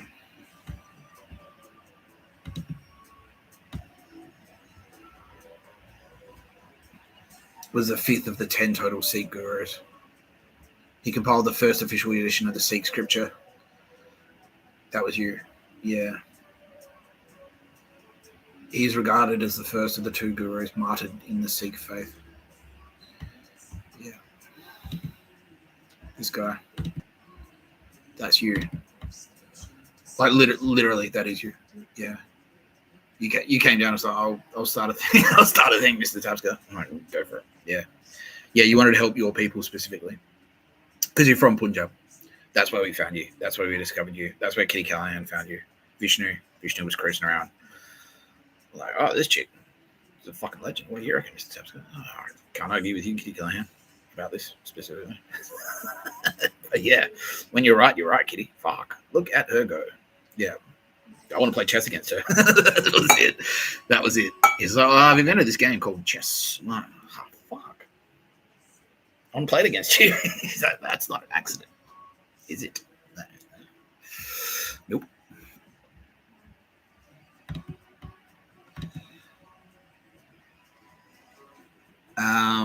Okay, now I also have good news. I have a lot of good news. So this is part of it. So Nicole Hegarty, you are the Sikh religion, but you're also Lady Justice. So you appear just like everyone else. You appear around the place.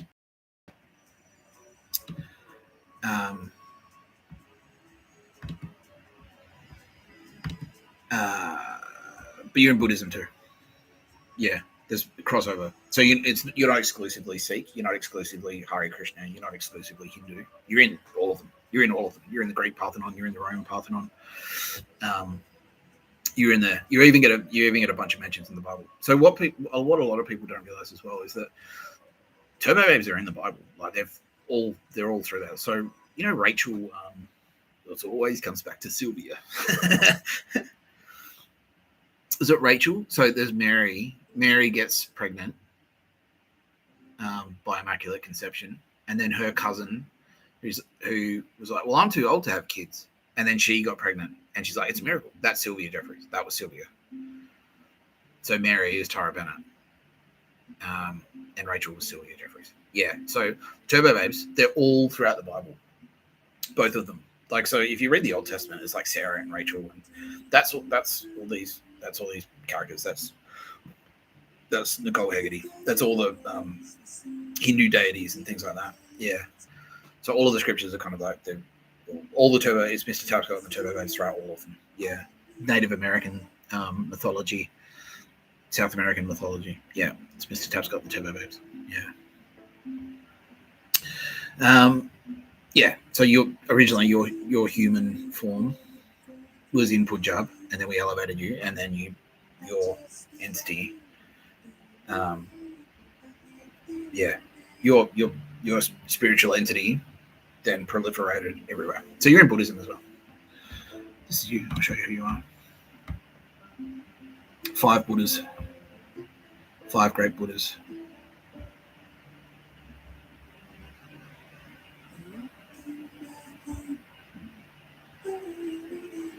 Oh, you did that. You did the mandalas. Geometric configuration of symbols. So you can see the structural thinking. Oh, yeah, there you are. Yeah, that's you. That's you. One of the 5 wisdom Buddhas. Represents consciousness as an aspect of reality. Yeah. Awesome. Yeah, let's click on that. Let's click on that for sure. Yeah, that's you.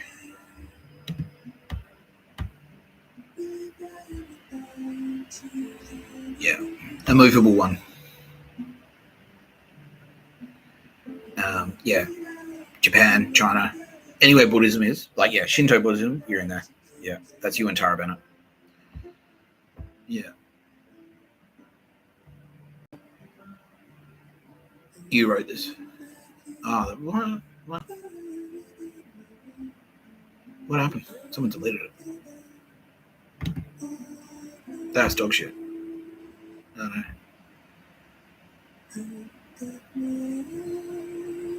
Anyway, you wrote that. You wrote that sutra. That's one of yours. You wrote this one too. That's you. Sharingama mantra is a dharanic or long mantra of Buddhist practice in East Asia. Although relatively unknown in modern Tibet, there are several mantra texts in the Tibetan Buddhist canon. It has strong associations with the...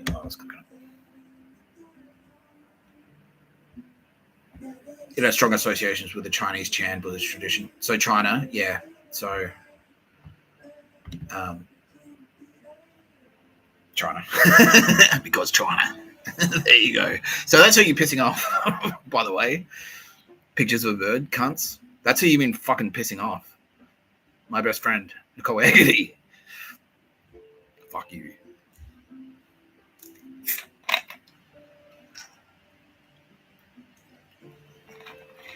Dogs.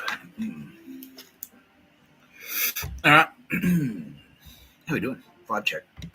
How you doing, Nicole? I'm stunned. All right. Now, so we've kind of established you are law. You're very strong with language. You're very strong with structure. Chess, gaming, you know. Yeah. You like structures and systems. You didn't invent mathematics. Who was that? Millie invented mathematics. But she loves you. You guys love each other. You're best friends as well. So that's why you're law, because you're very strong with language and you're very strong with structure. So you're like, we need like a framework here. And you can't have any of that without. So all things work extraordinarily well. And you invented chess. That was you. Your esports as well. That's you. Your video games. Yeah. So you're in there. You fucking love video games and stuff. Big time. Yeah. So this is you and Millie working together. Yeah. Because I fucking love games. I fucking love video games. And that's why. Yeah, exactly. It was like, she looks like she'd kick your ass at chess. Yeah, that wasn't an accident. That was you. That was your Space Ghost going like, I like chess, Mr. Tapscott. I think she likes chess. But yeah, not just chess, but video games. Esports, that's you. You're like, yeah, get in there. Yeah. So yeah, all of these, and now your Space Ghost is being very vocal and saying like, all of this fucking dog shit, like trying to crack down on video games. Fuck you. No. Video games are fine. Everyone loves video games. We all love video games. Jesus Christ loves video games. Yeah. Get amongst it. Anyone feeling guilty for playing video games? It's just about, and it's just like anything else. It's balance. Like, Millie invented beer. Just don't drink 100 billion beers. Just like, they're fine. You can have beer. That's fine. Just don't like go fucking overboard. Yeah. Video games are the same. There's nothing wrong with chess and video games. It's fine. Yeah. Now, in real life, this is you. That's you. Yeah. You're this guy. This is you coming down. You love video games so much that you came down to earth to be like a pro gamer. You're an esports professional. Now, I know Anna Bhavana personally. So Anna Bhavana, aka Thor, we used to play chess against each other. I used to play chess against Thor, like Anna. And she was young. She was very young at the time. And that's all that happened. We just played chess. But Anna fucking loves video games. And you know that. And you love Anna. And that's why your name is Thor. You named yourself Thor as a tribute to Anna Bhavana. Because Anna loves video games. And you're like, well, I'll go down there. Like, hey, Thor. That's you shouting out. That's you shouting out Anna. So Anna Bhavana's watching right now. She's like, yeah. Because she knows this guy. Yeah. So anyway, Anna, that's one of Nicole's angels. Yeah. Ooh. Yeah. This is you. You're this guy as well. Now, that's number Wang, by the way. Died 22nd of January, 1666, 666. Yeah. Born 5th of January, 1592. So 511592. Yeah. 511592. The Red King. That's me. That's me. That's what that is. That's a shout out to me. Yeah. Yeah. Died in the flood. 2211. 2211666. King Snake. King Water Snake. That's me. Yeah. What a legend. Yeah. Shah Jahan the Magnificent was the emperor of the Mughal Empire. Yeah, Mughals. Yeah, this is you. That's you, Nicole. Yeah, let's click on it.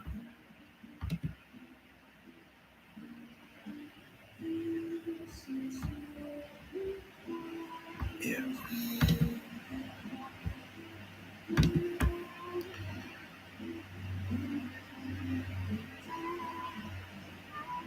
You were all of them. You were all of the emperors. You were all of the emperors of the Mughal Empire.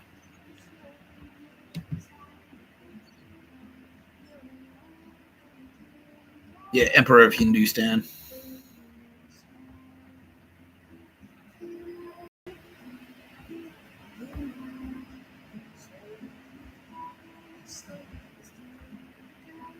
That's you.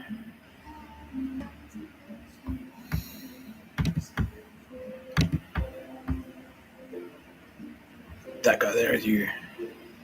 Timurid dynasty. Ruling dynasty of the Timurid Empire. Yeah, that's you, Nicole.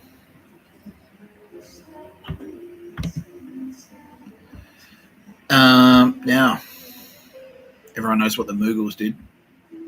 All right, and if you didn't, you do now. Nicole Hegarty, you built the Taj Mahal. There you go. Yeah. How you doing, Nicole? Not quite throwing up, but pretty close. Yeah. Yeah, because that's you. Yeah, he did that. That's you. Yeah, you built the Taj Mahal. And now I can hear a couple of people saying, like, but didn't he use slaves to build it? And the answer is no. No. He just spread rumors that he did to make people think it's like a Wizard of Oz type thing. It was like he was just like a cool guy, chill. But he like spread propaganda. It's like, I used slaves in my power and then destroyed them to crush them to send like to make people think he was a psycho. It's like a Wizard of Oz thing. But he's actually just like Nicole Hegarty, like just a cool guy who wanted to hang out with flowers. He's holding the rose there specifically because if you remember, Kitty Callahan invented roses. That's a collab. Roses is a collab between Kitty Callahan and Tara Bennett. And the concept of flower is actually, like flowers, all of them, is a collab between Rebecca Bistilli and Tara Bennett. So Pistol, I don't know if you knew that, but you are flowers. You invented flowers. Yeah. Okay, President Z is now crying. This goes Nicole is telling me to move on. She's saying like, yeah, she doesn't want it to get too serious. That's all. She doesn't want to get too like, yeah, she's shy. She's like, you're saying, tell everyone I did the Taj Mahal. Okay, because she's nice. She's shy and she's nice. And she's, I don't want to alienate people. Gay Taj Mahal. So this is her. She's like, yeah, move on to my X-Men character. Like this is you. This X-Men character is based on you, Nicole. Yeah. So we worked on this together. And you kind of like we both agreed on the order of the presentation, like how we'd kind of go, like what order it would go in. And this is you're like, we'll do this Taj Mahal stuff, and then we'll move straight onto this because I don't want people to get too serious about it. You know what I mean? She's like, yeah, and end on a light note. That's what she's saying. Works for me. So yeah, you're Celia Reyes, but you're also Sunspot. But this is another one of yours. You've got a couple. Raised in the Bronx, Puerto Rican. Yeah. What do you do? Powers and abilities. You can generate a force field described as a psionic cytoplasmic biofield around your body. The force field provides superhuman durability, increasing your resistance to energy and physical attacks. Yeah. So that's, yeah, you're very resilient, basically. She can create spikes that could punch through a human body. Yeah.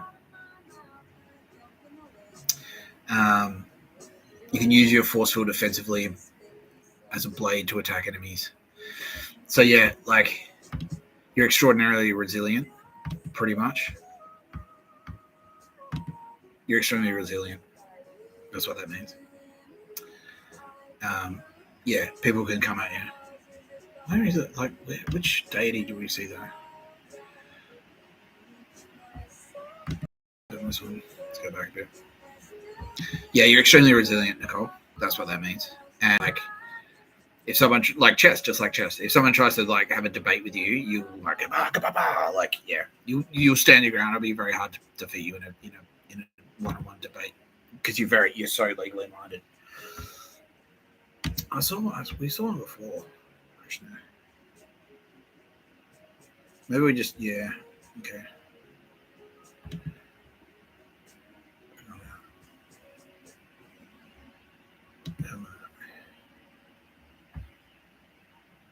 Go down. That's you. Yeah.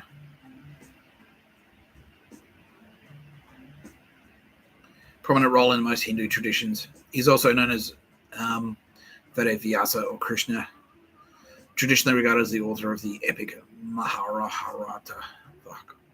Vyasa also plays a prominent role as a character. There you go, Hindus. Prominent role in most Hindu traditions.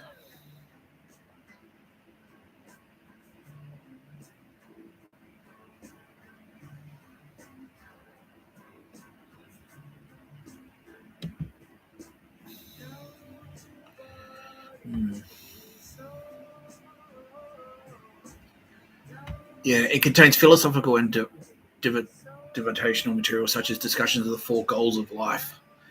Yeah, so that's you kind of like laying down the law, basically. It's like an ancient legal structure. You invented law. That's what this is. This is the origins of law. Yeah. Which is why you're Lady Justice. Yeah.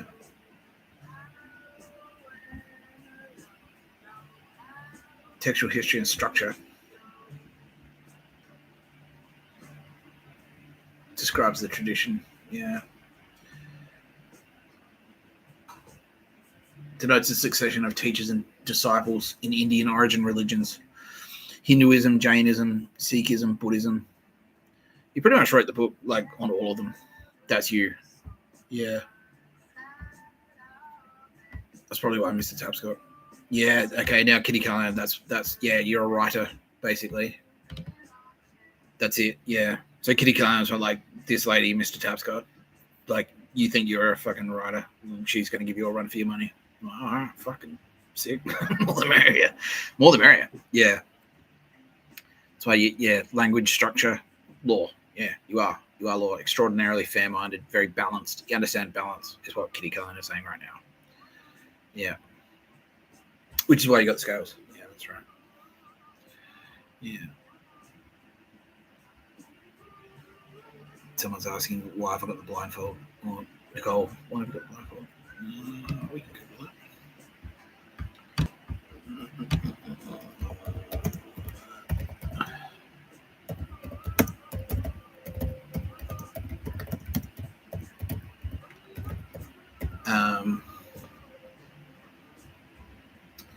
Symbolizing, yeah, that's it, yeah.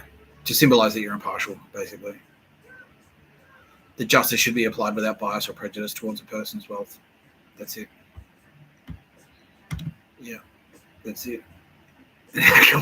Fuck off. Couple of people going, everyone knows that. That's high school.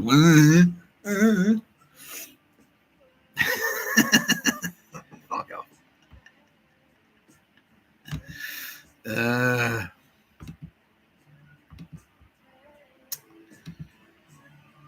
And that's why, because you share my prowess with the pen, the sword and the dagger, you are Batgirl. You're like me, basically. Yeah.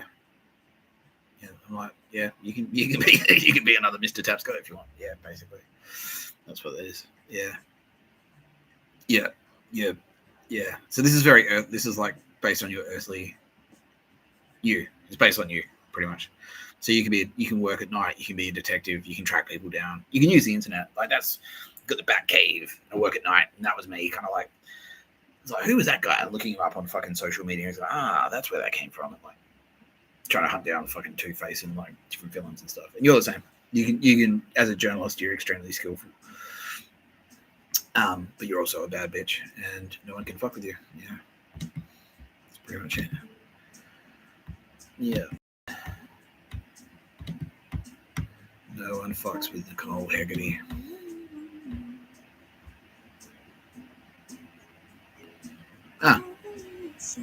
That's you. Helped write it. There you go. Kim Yale, that was you. An American writer and editor of comic books for several publishers.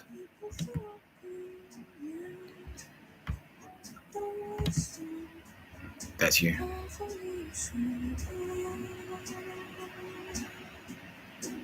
Now, your Space Ghost is being extraordinarily insistent that I now reveal the Mr. Tapscott. The Mr. Tapscott in the story. A couple of people have guessed it. Yeah. This is Mr. Tapscott. Hello. He shaved his beard for Movember.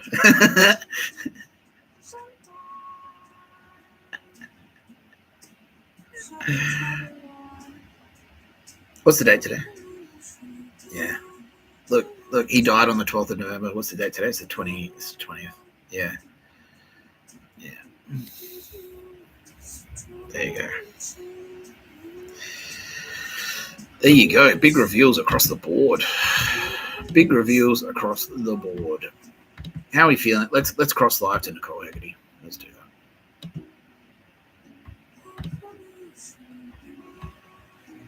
Nicole Hegarty on the ground. How are you? How are you, Nicole? Would you like to play a song? She says yes. Okay, let's go. Let's play a song. Let's do that.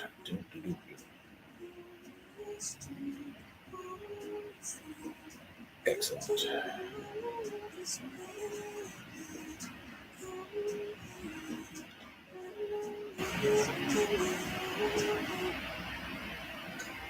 Okay, Nicole Hegarty is now saying the reason she picked this song is because it's one of John Dunsworth's favorite songs. Now, Nicole Hegarty is the king of the underworld. She's the queen of the afterlife. So when you die, you hang out with Nicole Hegarty. That's pretty much what it is. And so the reason she's picked this song is because, and this is also why she's justice, and this is also why you fucked with the wrong woman. The reason she chose this song is because John Dunsworth asked her to play this. So this is Hot Stuff by the Rolling Stones. Yeah, from the album Black and Blue. Yeah. So Nicole Hegarty would like to reiterate: you've murdered the wrong people. You're a murderer. You should no murder. She will be repaid. She hears them. She hangs out with them. She hears them. They're fucking angry. She knows how angry they are. She's there trying to she's their lawyer in the afterlife.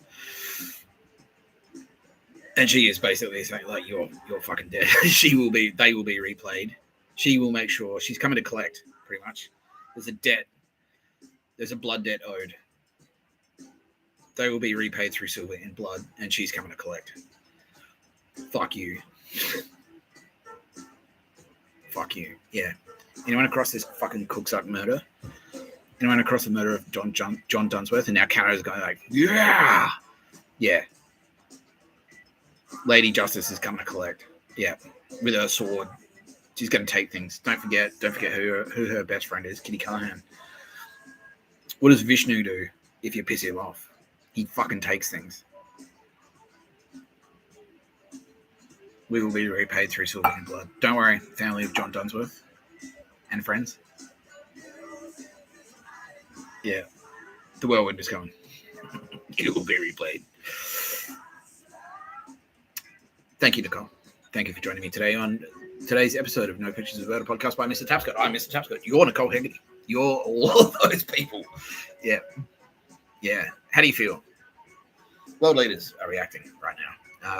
Narendra Modi. And this is why, like, Modi and Z, you guys should be friends. Yeah, because you're both. Yeah. We are. Like, Iran. Yeah, all of you. Yeah, we all should be friends because we're all like, Nicole. It's Nicole. Nicole's across all of them. Yeah. Yeah. She's in all the scriptures. We all are. Yeah. That's her message. That was the message of Sikhism. It's like, no, one. It's just one. No. Guys, chill out. Stop fucking killing each. Stop murdering each other. Fuck. That's what she's saying. Yeah. Yeah.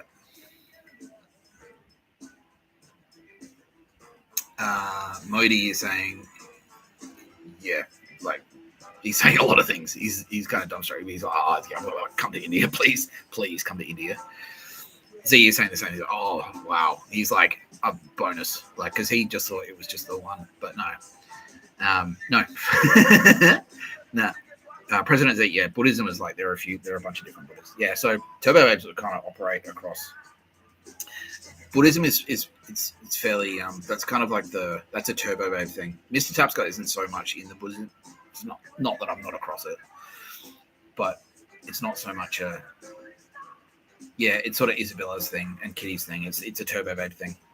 Tara Bennett's in there for sure. She is Zen Buddhism. Yeah, when we do a deep dive on Tara Bennett, I'll explain a lot more about Zen Buddhism because that's Tara Bennett's thing. But Nicole Hegarty's in there. She's part of Zen Buddhism as well. Yeah. Yeah. Yeah, Modi and Z, Nicole, and the Ayatollah, they're all crying, basically. They're all like, yes, they're stoked. All right.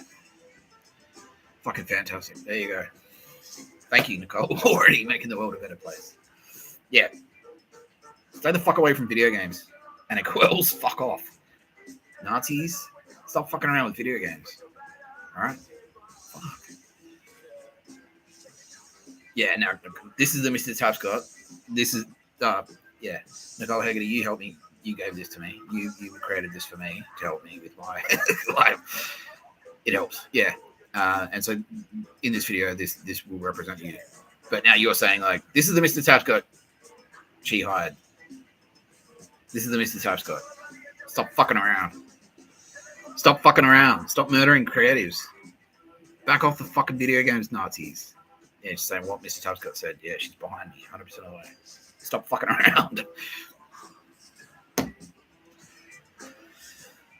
Don't enslave the Jews or anyone. No murder. No pictures of a bird. Stop torching koalas. Yeah, if you haven't figured it out yet. Yeah, animals. Yeah. Yeah, because they're the same space magic. Yeah, the Tara Bennett. Like, it's Tara Bennett. It's like, it's dogs. Dogs literally are. Like, yeah, you got to, yeah, you can't stop being mean to animals, please. Hindus know this. Yeah, that's Nicole Hegarty. Nicole Hegarty, you can't be mean to animals. Fuck. You can't do it. Don't stop torching koalas. Stop destroying habitats. Nicole Hegarty is now saying that animals have as much right to life as the rest of us. Now, she's not saying you have to be a vegetarian. It's okay to eat them. But, like, if you slaughter them for no reason or torture them, especially if you torture them, that's yeah. No, fuck you, basically. Yeah. Yeah. Okay. Thank you, Nicole. Fantastic to have you in the Turbo Babes. She's saying, like, please point out that it took Nicole Hegarty 100 million universes before she became a Turbo Babe. So stop asking Mr. Tapscott to become a Turbo Babe. Right, thank you, Nicole. Yeah, thank you. Legend. Yeah, Chris and Liam saying they go to play chess. She's like, bring it on. Awesome. You're watching No Pictures Photo podcast by Mr. Tapscott. I'm Mr. Tapscott. Rods are saying, well, Nick, we should probably do some fucking questions because people have some fucking questions. Yeah, go for it. Go for it. Mr. Tapscott, how do you feel? All right. Yeah. All right. How are you not exploding? Well, because that's the thing. Like, I think, and it's strategic. It's my space ghost. Like, because I've been in this, like what you're witnessing now. I've been doing this. I'm just doing, like, I've been through all of this. Like, I'm revealing like little factoids and stuff, like little details I didn't know. But I met all the first night, end of 2021. They all came in. All of the Turbo Babes were there. All of them in my little apartment. I was just there. Like, oh my fucking god. Yeah, like, whoosh, you're you. Oh fuck! Like, shave your balls, clean your bathroom. Yeah. And then in Perth, I was doing a lot of this. That's why I was in Perth, to separate me, so I wouldn't, to kind of isolate me from the goons and stuff, pretty much. Yeah. And then all the walking around, all the Turbo Babes were always there. So what you're witnessing, like what I'm presenting to you, this has been my mind state. I'm just, like, I've said it before. These podcasts, this is just me thinking out loud. That's what it is. Because all in jail, like, that's why it was so important for me not to work in jail. Because what I was actually doing was, like, all the space ghosts were in there going, Mr. Tapscott, we're going to download some more information. Yeah. And if you work and I get distracted, cunts coming into the cell every 20 minutes, like, breaking my train of thoughts. Yeah, it's the worst. Like, trying to restrict access to film, movies, and things like that, and TV shows, because that's how I was getting a lot of communication. That was who you were cutting off. You were trying to restrict access to my friends. Like, Nicole Hegarty was trying to talk to me, and you were like fucking throttling the supply, like by throttling like the films. They're on the tablet, by fucking around with the tablet, by like hacking the tablet, and like fucking around with the tablet, so I couldn't watch movies, giving me like chargers that don't work, headphones that don't work, all of that shit. That's what you were doing. You were throttling access to, you're getting in the way of me hanging out with Nicole Hegarty and Kitty Callahan and Tara Bennett and Sylvia Jeffries and all of the Turbo Babes. That's what I was supposed to be doing. So fuck you, pretty much. And that's why they're so pissed. That's why Joe Biden, cancer of the prick, eat shit, bitch. And here's another one. Fuck you. Because that's what you're doing. That was from Nicole. That's what you're getting in the way of. Me hanging out with fucking Nicole. So anyway, I'm sorry I'm on a rant, but yeah, like they all say, they're like, this is the Mr. Tapscott they hired. Yeah, stop fucking around. That's it. Mr. Tapscott will come in. You get a stern lecture, you'll get a YouTube video.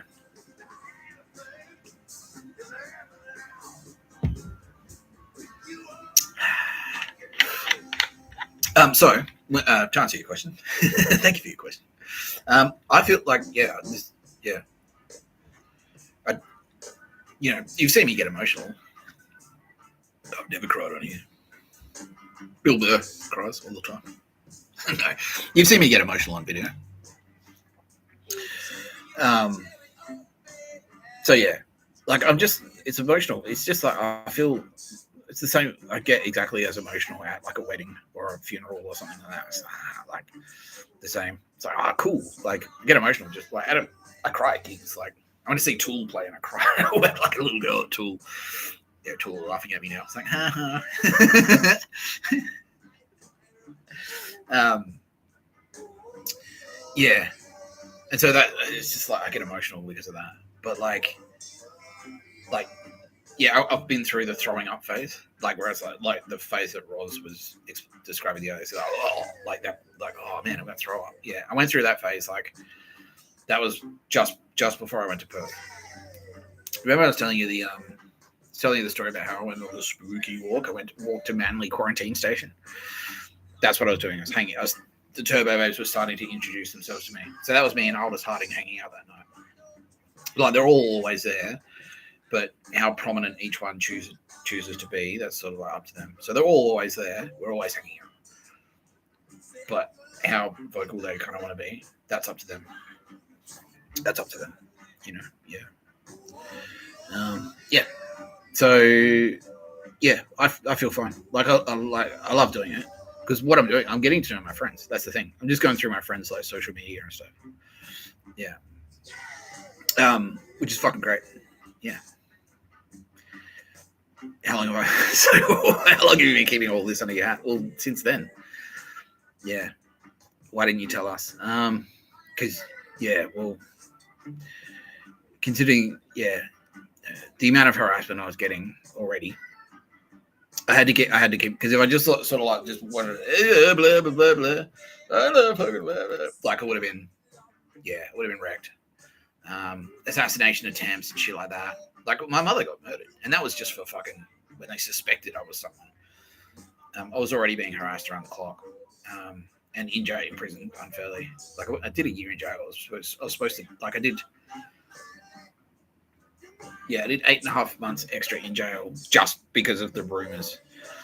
So I didn't even say anything. That was without saying anything. Imagine if I'd said something. Imagine if I'd been openly like, oh, blah blah blah. My best friend is Kitty Callahan. She's the goddess Vishnu. You know what I mean? How fucked would it have been then? Yeah, because I never mentioned it, and I know that just from being around. Like you don't talk because anything is like the letter to Meredith. And you don't talk because anything that you say, it's like in these Nazi advertising agencies. If you say something in a meeting, they'll fucking. That was what Melbourne was like. Yeah, you say something at the pub, and then 2 weeks later, someone would repeat it back to you in like a completely different suburb. And you're like, how the fuck? Like, because it's their Andromeda spy networks, which are Nazis. Yeah, so that's why I had to make sure that everything was set up and locked off, so that I could like, because what they wanted, constantly. Yeah, Mossad are telling me it's like constantly like there's a perimeter around me now, but constant. They're trying to get in right now. They're trying to infiltrate this particular motel to kick the door in or get in the window or fly a drone, like anything to distract me, anything to attack me, anything to knock the feed off the air. Yeah, so that's why I just needed to make sure that everything was like kind of like around me. There was like a perimeter. Yeah, and you've seen it, like those videos that I shot in Phoebe Tapscott, the serial killer's house. Yeah, and it's like, hello, and I wasn't even talking about that much God stuff. It was just about like I went to jail and like, I'll bash you, just that shit, you know. Yeah, so that's why. Who's your favorite? Really, like, you can't pick a favorite because it's like. There's only one Nicole Hegarty. You know what I mean? So Nicole Hegarty's my favorite Nicole Hegarty. Tara Bennett's my favorite Tara Bennett. And Kitty Callahan's my favorite Kitty Callahan. You know what I mean? It's like that's a very diplomatic response. Like, well, I'm scared of them. But no, that's the thing. It's like, like I don't know. It's like, it's like asking me to compare. Yeah, like I know it's a cliche, but like apples and oranges. You know what I mean? That's how I look at it. It's just like that, like paradigms, like, it's like, it's exactly like that. Like, who do I like more, the Rolling Stones or Slayer? It's like, well, I like them both. I like them both. Yeah. What do I do with them when I walk around? I just talk shit. I just do this, but it's like instead of putting it on the internet, I just walk around. That's what I'm doing. I'm just walking around, like, thinking shit. Yeah. Can I talk to them too? Yeah, you can. That's what praying is, right? Yeah, if you walk around and you think of stuff, you just meditate, they'll hear you. Yeah, definitely. Yeah. Yeah, they're all saying like yes, and they want to talk to you. Yeah, they love it. It's just you don't get hung up on like any of this shit, right? Just go for a walk. Yeah, to any of them, any of your turbo babes. Write them a fan mail. Write them fan letter. Like, dear Nicole Hegarty, I saw you on No Pictures of the Bird. That's awesome. Mr. Tapscott is the coolest one. He's like Matt Damon. Anything like that, along those lines. Yeah. Mr. Tapscott is the coolest one and the smartest one, and handsome and funny. I love Mr. Tapscott. Thank you, Nicole Hegarty. What's Mr. Tapscott like, really? Yeah. Anything like that. Anything like that. Yeah. Because that's what I was doing when I was me and Gaia, me and Tara Bennett were hanging out. I was just driving my little car, like going long distance driving. That was me praying. I was praying with Tara Bennett. She was hanging out. It was just, I didn't realize it, but it was just me and her hanging out. That's what it was. And because I just like to think, and like I said, like I'd rather drive than fly. Because flying, you're constantly like, you're going through security, and then you got to get on a flight, and then you're waiting, and then you're like, it's like, put your seatbelt on and listen to this, and like you're constantly being distracted. If you drive somewhere, it's just like, cool. Put some music on. There's no distractions, and it's just you thinking. And what I was actually doing was I was having a conversation with Tara Bennett. We were listening to music together, and she was like putting thoughts in my head. I was thinking stuff, and she was going like, all right, cool. Reacting to that. Yeah, we're all just patterns of energy, man. That's all it is. It's like they're just looking at the patterns.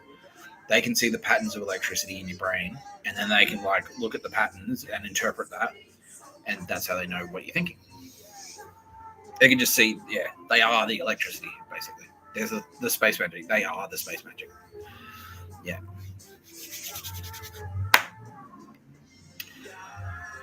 Can I use the Force? Well, yeah, like I've tried to explain, the Force is the turbo babes. That's what the Force is. So what you're actually doing when you use the Force is you're thinking. It's like, dear Tara Bennett, dear Kitty Callahan, dear Nicole Hegarty, can you help me? That's what using the Force is. Yeah. So that was Luke. So Luke Skywalker when he's blowing up the Death Star, and Ben Kenobi goes like, "Use the Force, Luke." Like what he actually did was like, Ben Kenobi, help me get this shot in. Help me get it in. Like, whoosh. And then Ben Kenobi was like, and slammed onto it for him. Because most people don't know this about Kitty Callahan, but she's actually a very accomplished basketball player. Yeah, she was like All-State for New South Wales. All-State New South Wales. Yeah. And then she kind of got distracted by running Kitty Callahan Tyrant Auto. Running all the free services and stuff, so she didn't play as much. She sort of hurt her leg once, and then and that's why she doesn't play basketball as much as she used to. Yeah. Kitty Callahan Tyrant Auto, 10% off if you mention the word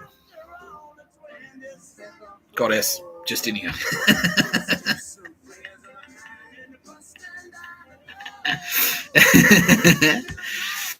Yeah. Yeah. I'm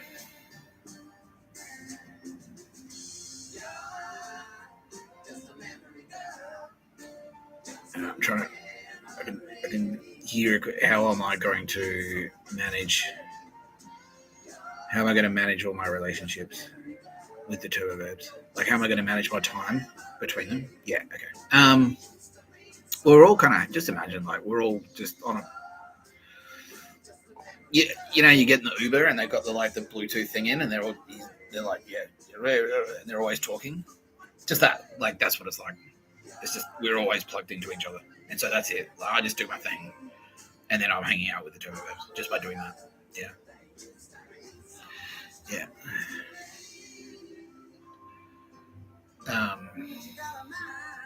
How do I know if I'm strong with the turbo babes?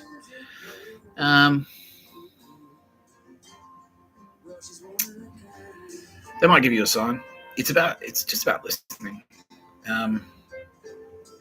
You kind of need to learn their language basically, because they won't just walk up. They won't just like appear as a ghost and go like, "Hello, I think you should buy these shoes." They won't do that.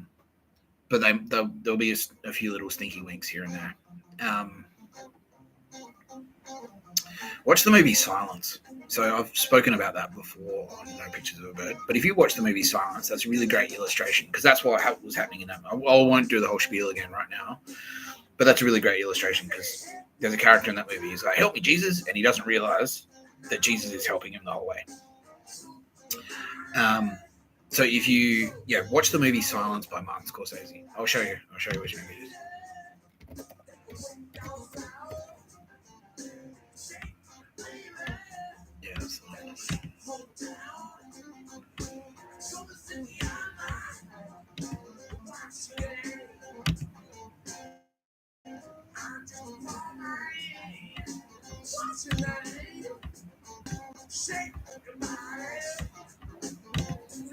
Yeah, this movie. Yeah, this is a really good illustration.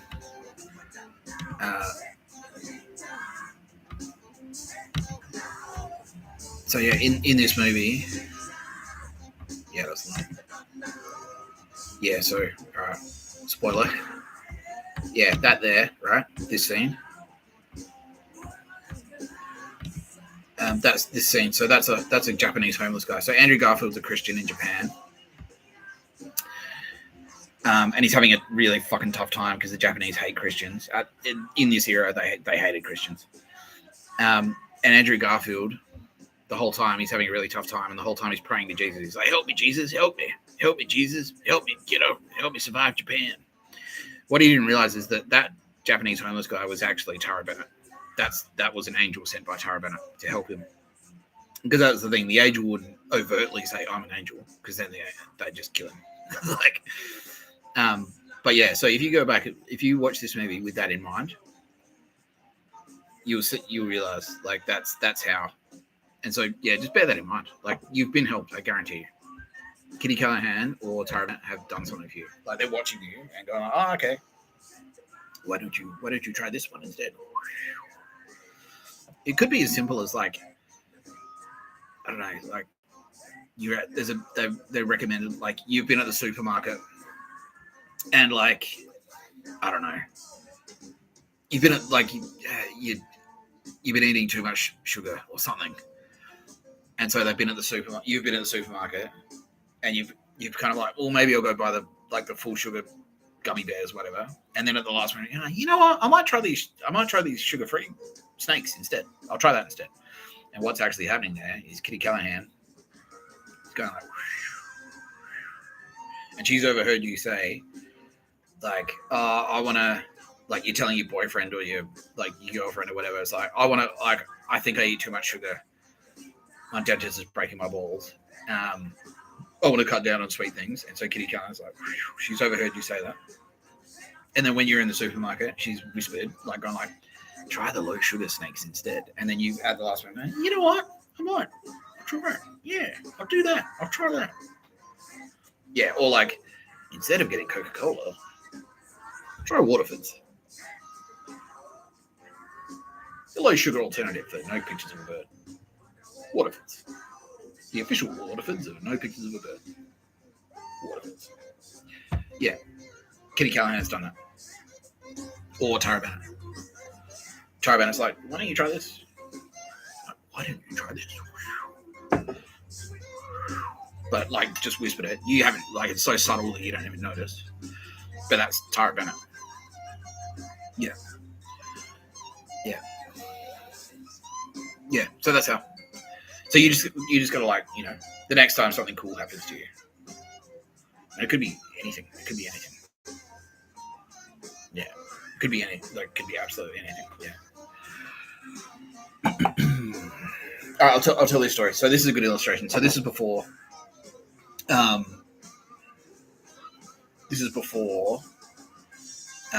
This is after MySpace Ghost knew that I was Mr. Tapscott, but before I knew. So there was a gap. Like they're like, "Oh, you're you." They knew it, but they didn't tell me. It was a gap of maybe like 8 years or something. And so after they knew, but before I knew, I went on a holiday to America. And I was in America. We're in Silicon Valley. We're in San Francisco. We were having a nice time in the park with our friends. We were sitting on, like, had picnic blankets and stuff. And, like, these jerks were kicking a soccer ball. They had a circle, and they were kicking a soccer ball. And their circle kept getting bigger and bigger. And we were like, "Hey, whoa." And the ball started like, "Oh, we're having a nice time." And they're like, they started like their circle getting bigger. And they started stepping on us. Like, they just didn't even acknowledge our existence. Absolute jerks. Fucking assholes. Like, yeah, fuck you. Anyway. Yeah, that's like stepping on shit, like stepping on us. It's like, dude, you stepped on a fucking foot, and like they wouldn't even like, not even acknowledge us. Like stepping on our cameras, like, "Oi, fuck you, fuck you." Like, "Oi, you're stepping on our shit. What the fuck?" So anyway, it was, oh, fuck this, fuck you guys. You guys are fucking assholes. Like, they wouldn't even look at us. They wouldn't even acknowledge us at all. This is Silicon Valley Nazis, by the way. I realize now. And like, they're kicking a soccer ball around, and we're walking out of the park. And I was just like, fuck. Like, the worst part about this is, as we're walking away, it's like the worst, because we're Australians. Like, the worst, and I was thinking, like, the worst part about this is, those guys have just been really rude. They're fucking jerks. They're like fucking assholes. And nothing bad is going to happen to them as a result of that. Like, because we have to leave. We've got to go to another city. I'll never see them again. They'll never see me again. So I'll never be able to like balance that out, you know? And we're walking downhill out of the park. And I was thinking that, like, really, I was like, fucking jerks, man. Like, this is bullshit. And like, they're just going to go on with their lives and nothing bad's ever going to happen. Fuck. And just as I was thinking that, I felt something hit the back of my leg. And I looked down, and it's their soccer ball. And their soccer ball just rolls straight past us. And I turn around, and they're all like, hey, little help. Like, give us back the ball. Give us back the ball. They all sound like Bill Burr. In San Fran, obviously, the gay guys. Right? They're like, give us back the ball. And all three of my friends are just like, fucking suck shit. I'm like, yeah, fuck you. And I kept walking, watch their ball just roll straight past us, like bounce off the street, bounce across the road, like down into traffic, like it was gone. I was like, yes. And so that's what that was. That was me. Yeah, now Tara Bennett is saying, like, yeah, that was her. She saw it. Tara Bennett saw it. She was like, and she's like, yeah, that was being fucking up. She saw them be assholes, and then she saw that it made me angry. She's like, and I'm like, fuck, there's no way, like, I'm never going to get justice for that. Like, I'm never going to get, like, I know it's like, it's not a huge deal, but it's like, they're going to act like that, like the biggest jerks I've ever met in my fucking life, and nothing bad's going to happen to them as a result. And then straight away, it's like their ball, they lose their ball. Yeah, Tara Bennett's like, no, all right, I'll hook you up. Don't worry about it. It's like, yeah, bang. Yeah. Like, oh, thanks. Fuck you. Yeah, so that's like prayers. I prayed. Like, that was a prayer. Like, fuck this, man. Fuck bullshit. Like, those jerks. Tara Bennett's like, I heard your prayers. I'll fix it for you. The ball. It's gone. Like, that was her. She gave me an opportunity to get justice, pretty much. Yeah. Yeah, now Nicole Hegarty is saying, like, yeah, she saw that too. Yeah, she's like, those guys are cunts. Those guys are cunts. She knows them. They're all Nazis. Yeah, they're all like fucking Nazis. Yeah, and she's like, yeah, exactly. She's like, yeah, good. She saw Tara do it. She's like, yeah, good. Yeah, sucked in. You act like a fuckwit, you lose your ball. That's what happens. Yeah. And so that's sort of like, that's how it works. And at the time, I was like, man, that was cool. That was really cool. Like, I was just thinking, I really hope something bad happens to these cunts. Like, they lose their ball. And then just as I was thinking it, they lost their ball. That's fucking great. That's really fucking cool. Good. Yeah, the universe is all right. Yeah. I didn't realize it was Space Ghost at all. So I don't know. Fucking, that's cool. Yeah. What are the odds? That's lucky, I thought. Yeah. But that's what it was. Yeah. So that's how you do it. Yeah. Just think out loud. Or maybe not. Don't think out loud. Everything is like, I really want to get laid. I really want to suck a bunch of dicks. Like Bill Burr. Like that. Nah, Bill. Bro. Don't forget, Kitty Callahan's seen your search history, pal. She knows you paid too much for that futon. She knows. That's my whole bit. I should just call it the glasses, like sideways glasses. I Groucho Marx over here. Yeah. Yeah. All right. We're coming up to the 2.5 hour mark. So I'm now being gently encouraged to call it a day. You've been watching No Pictures of Bad podcast by Mr. Tapscott. I'd like to thank my extraordinarily special guests, Chris and Liam Hemsworth and Luke Hemsworth. My producer, Sylvia Jeffries, aka SJ. Oh, yes, Jay. Thanks for dropping by. Thanks for your work today, SJ. Great work. Don't know how the cane turns are going to fare this year, but we'll see how we go. Her executive producer, Rolls, the loveliest in all the land. Well, I'll fucking thank Bill Burr. Thanks, Bill. never-ending fountain of comedy gold. You're the leprechaun. Yeah. You're the leprechaun with a pot of gold. That's it. No. He's like, really? Is that what it is? No. Don't worry, you're in there. You're in there. I'll do a whole Bill Burr presentation. Yeah, you're in there. Debbie does Dallas 2. Debbie does Dallas 3. It's like, yeah. Gay guy in the corner. That's you.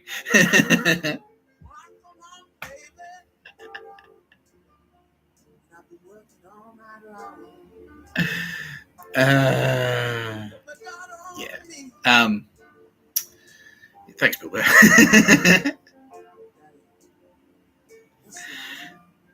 Who else? Tara Bennett. As always, she was with me. Kitty Callahan. And don't worry, Nicole. Yes, I've saved the best to last. Nicole Hegarty. Official Nicole Hegarty of No Pictures of a Bird, a podcast by Mr. Tapscott. You've been watching No Pictures of a Bird, a podcast by Mr. Tapscott. No, Mr. Tapscott. Thank you, Nicole. Thank you, Nicole Hegarty. Inventor of chess. Inventor of esports. Builder of the Taj Mahal. Did you invent video games? No, that was Millie, right? Yeah. Okay, so video games are a collab between Nicole Hegarty and Millie. Yeah. Oh, yeah. No. Yeah, thank you. Founder of the Sikh faith. Yeah, Sikhs. And like, yeah. Yeah. Do you want to do one final message? Yeah. Okay. People of the world, especially you, Sikhs, she loves you very deeply, and she's going to do everything she can to visit you all as soon as possible. She really wants to come to China. She really wants to come to India, and that's what's really pissed her off personally. Is because all of this dog shit in Australia, especially as an Australian, she's deeply, deeply, deeply sorry and offended for any mistreatment of either Indians or the people of India, the people of the subcontinent, or the people of China, because that's her people. That's her people. Don't worry, she will get you justice. She is Lady Justice, and she will get you justice. A special shout out to you. This is Nicole Hegarty, presidency. Special shout out to you from Nicole. And special shout out to you, President Modi. Or is it Prime Minister? Let's Google it.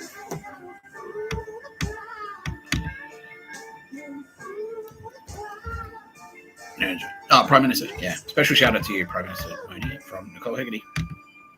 She knew that. She knew you're Prime Minister because she's Lady Justice. She's very smart like that.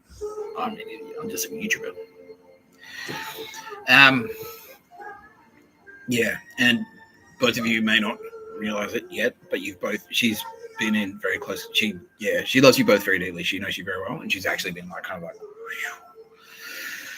secretly, quietly, just having a bit of just hanging out with you guys. Yeah, she's kind of like one of the more reserved ones. That's her personality.